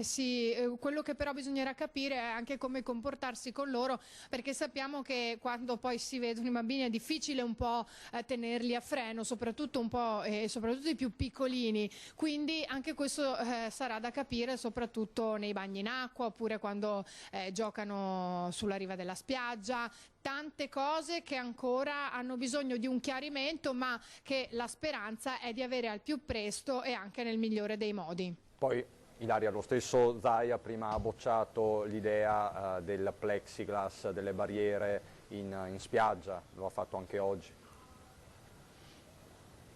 Sì, l'ha fatto anche oggi, l'aveva fatto 2 giorni fa anche l'assessore Caner definendole orribili. Lui l'ha ribadito anche oggi, ha detto che sono improponibili per tantissimi aspetti, perché ci si sentirebbe come chiusi in una gabbia, perché probabilmente il calore sarebbe più elevato di quello che già solitamente si può avere, no? Stando in spiaggia normalmente. Addirittura ha fatto anche una battuta dicendo ci mancano anche insomma gli uccelli appiccicati, quindi proprio bocciata al 100% come proposta, perché effettivamente sarebbe un po' come essere chiusi nelle gabbie, per cui diventerebbe difficile anche viverla un po' come una vacanza, certo, nonostante ci si trovi sulla spiaggia. Sarebbe davvero ingeneroso dopo tutto quello che stiamo attraversando. Ilaria, grazie mille, grazie a te e a Sandro Ponchio, buon lavoro, buona giornata. Grazie a voi. Adesso per noi c'è un momento di pubblicità dopo.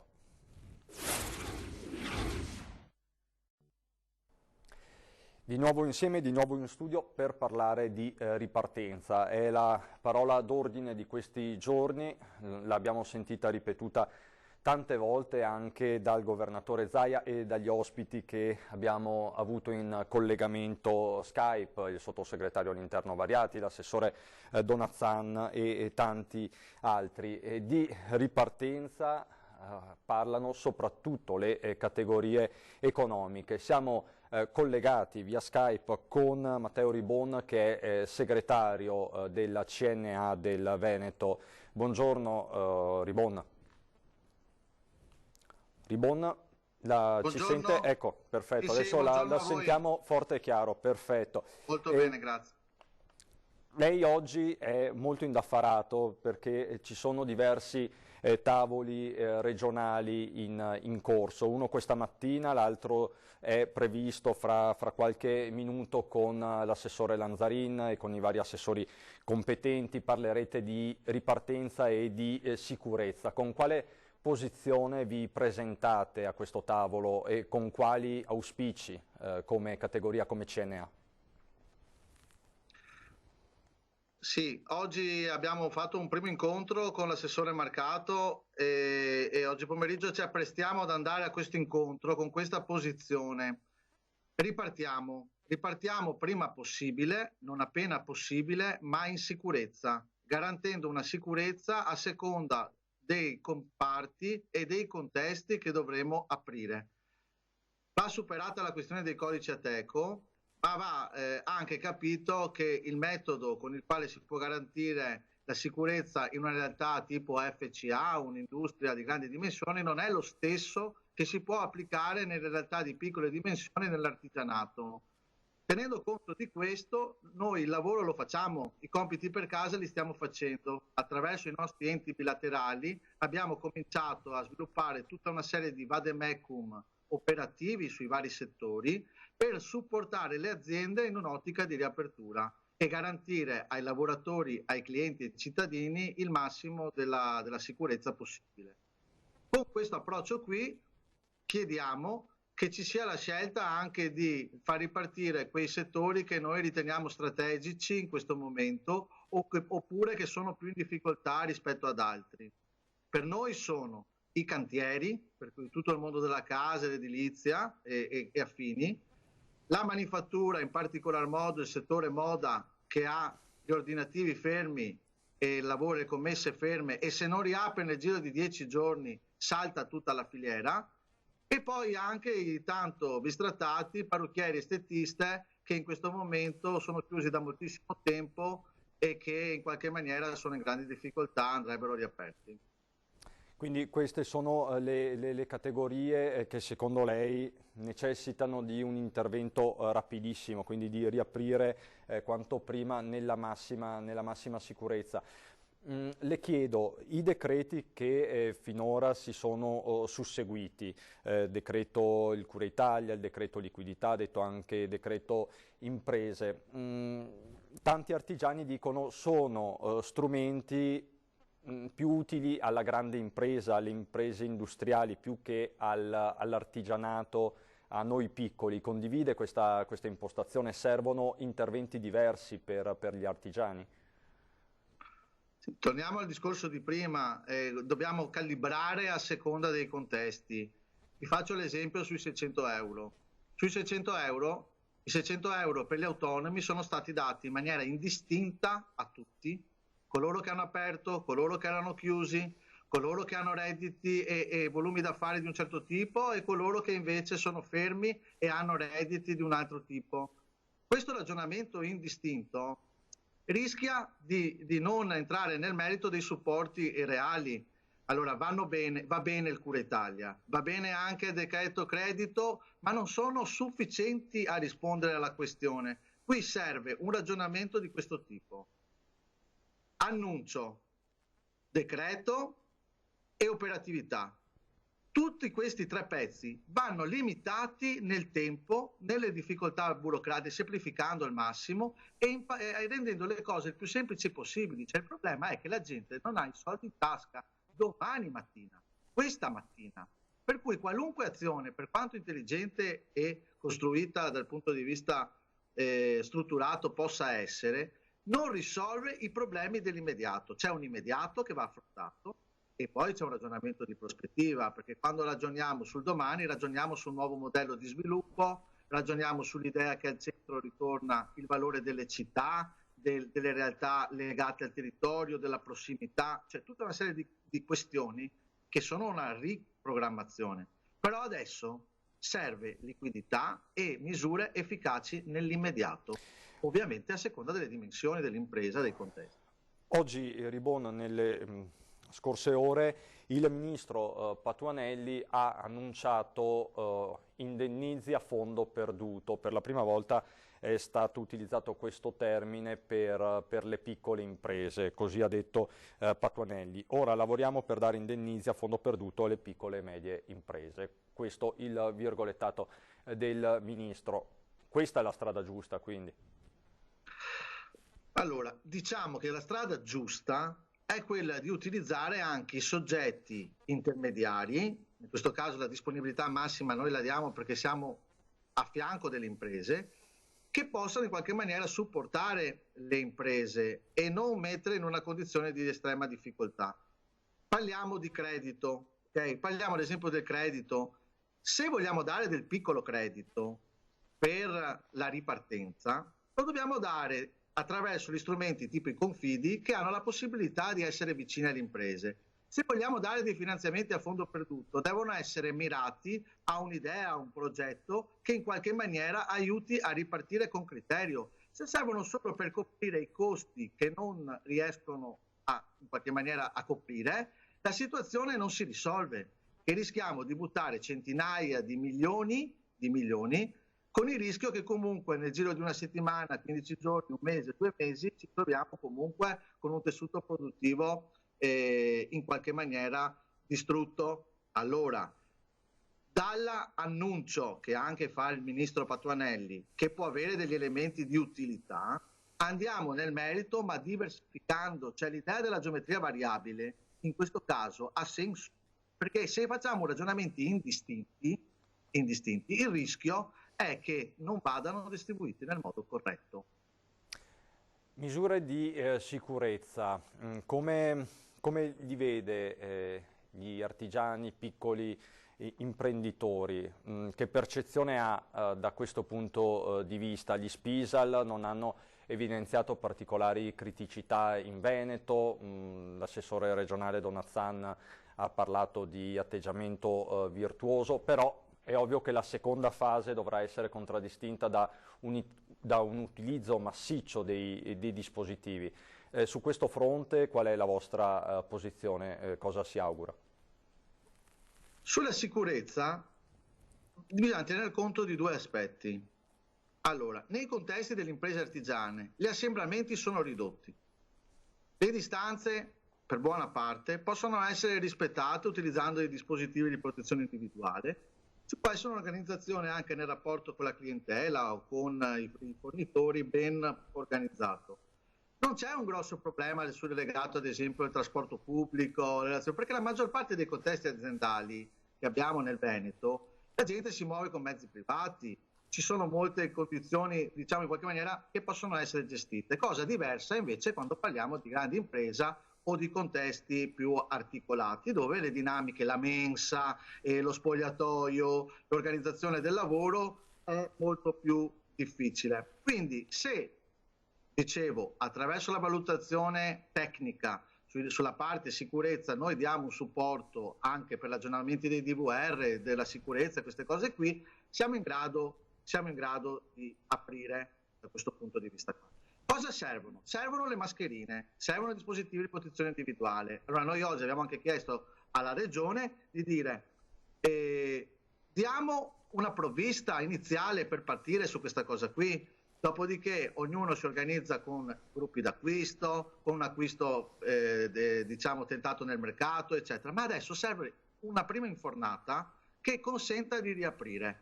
E soprattutto sta cosa, io lo dico molto chiaramente, non può essere lasciata al mercato così tout court. Cioè la cosa in un momento del genere non può essere lasciata al mercato, uno spara 2 euro per una mascherina e uno ne spara 1,20 e a seconda di chi. Cioè se questa cosa non è regolata così, non aiutiamo il contenimento del contagio. Rischiamo che dopo la gente non le usi. Ribon, messaggio chiaro, forte e preciso. La ringrazio per il suo intervento. Buon lavoro. Grazie a voi, buon lavoro. Arrivederci. Arrivederci. Adesso per noi c'è l'ultimo stacco pubblicitario.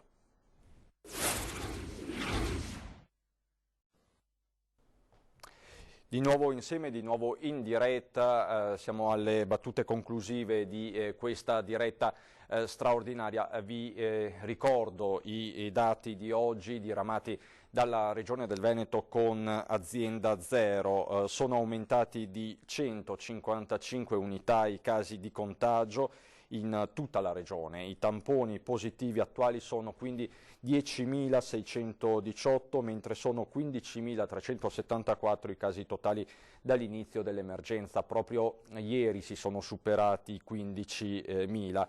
L'ultimo bollettino della regione parla anche di altri 8 decessi che si sono registrati nella notte. Di fatto questo bollettino, che è stato diramato nella prima parte della mattinata di oggi, fa riferimento alla notte appena trascorsa, quindi 8 decessi, 2 all'ospedale Borgo Roma di Verona, 3 a Dolo, 1 all'ospedale di Oderzo, 2 a Vicenza al San Bortolo. I posti letto occupati in terapia intensiva scendono. Questa è la buona notizia, sotto la soglia psicologica in primis dei 200, siamo a 197 posti letto occupati, era da settimane che non si vedeva un dato così basso. Calano anche i ricoveri complessivi in area non critica, quindi se da un lato si registrano contagi continui perché vengono effettuati più tamponi, questo ormai lo sappiamo, dall'altro l'emergenza sanitaria si sta in qualche modo sgonfiando, perlomeno sulle terapie intensive, che restano comunque occupate per 197 unità e ovviamente non è poco. Scendono anche i soggetti in isolamento domiciliare, sono 13.489, una settimana fa eravamo a più di 20.000, quindi anche su questo fronte il trend è rassicurante. Oggi la giornata è stata contrassegnata dalla notizia che arriva dalla Procura della Repubblica di Rovigo con l'apertura di un fascicolo sulla gestione dell'emergenza in casa di riposo a Merlara, dove sono state 28 le vittime di questa emergenza. Merlara che è stata epicentro del dramma nelle settimane scorse. A tal proposito abbiamo sentito anche il sindaco Claudia Corradin, che ha detto comunque di essere fiduciosa e serena sull'operato della struttura. Questa è la situazione nel giorno in cui il governatore Zaia è ritornato a parlare della ripartenza, di una ripartenza, ha detto, che dovrà essere necessariamente sostenibile. Fra mezz'ora le parti sociali con i sindacati si ritroveranno a discutere attorno a un tavolo in regione con l'assessore Lanzarin, parleranno soprattutto di misure di sicurezza da adottare appunto nella fase 2. Questo è tutto per il momento, vi rimando alla nostra diretta che ripartirà alle 17:30 e ai diversi telegiornali. Per il momento è tutto, grazie per l'attenzione e buon proseguimento di giornata.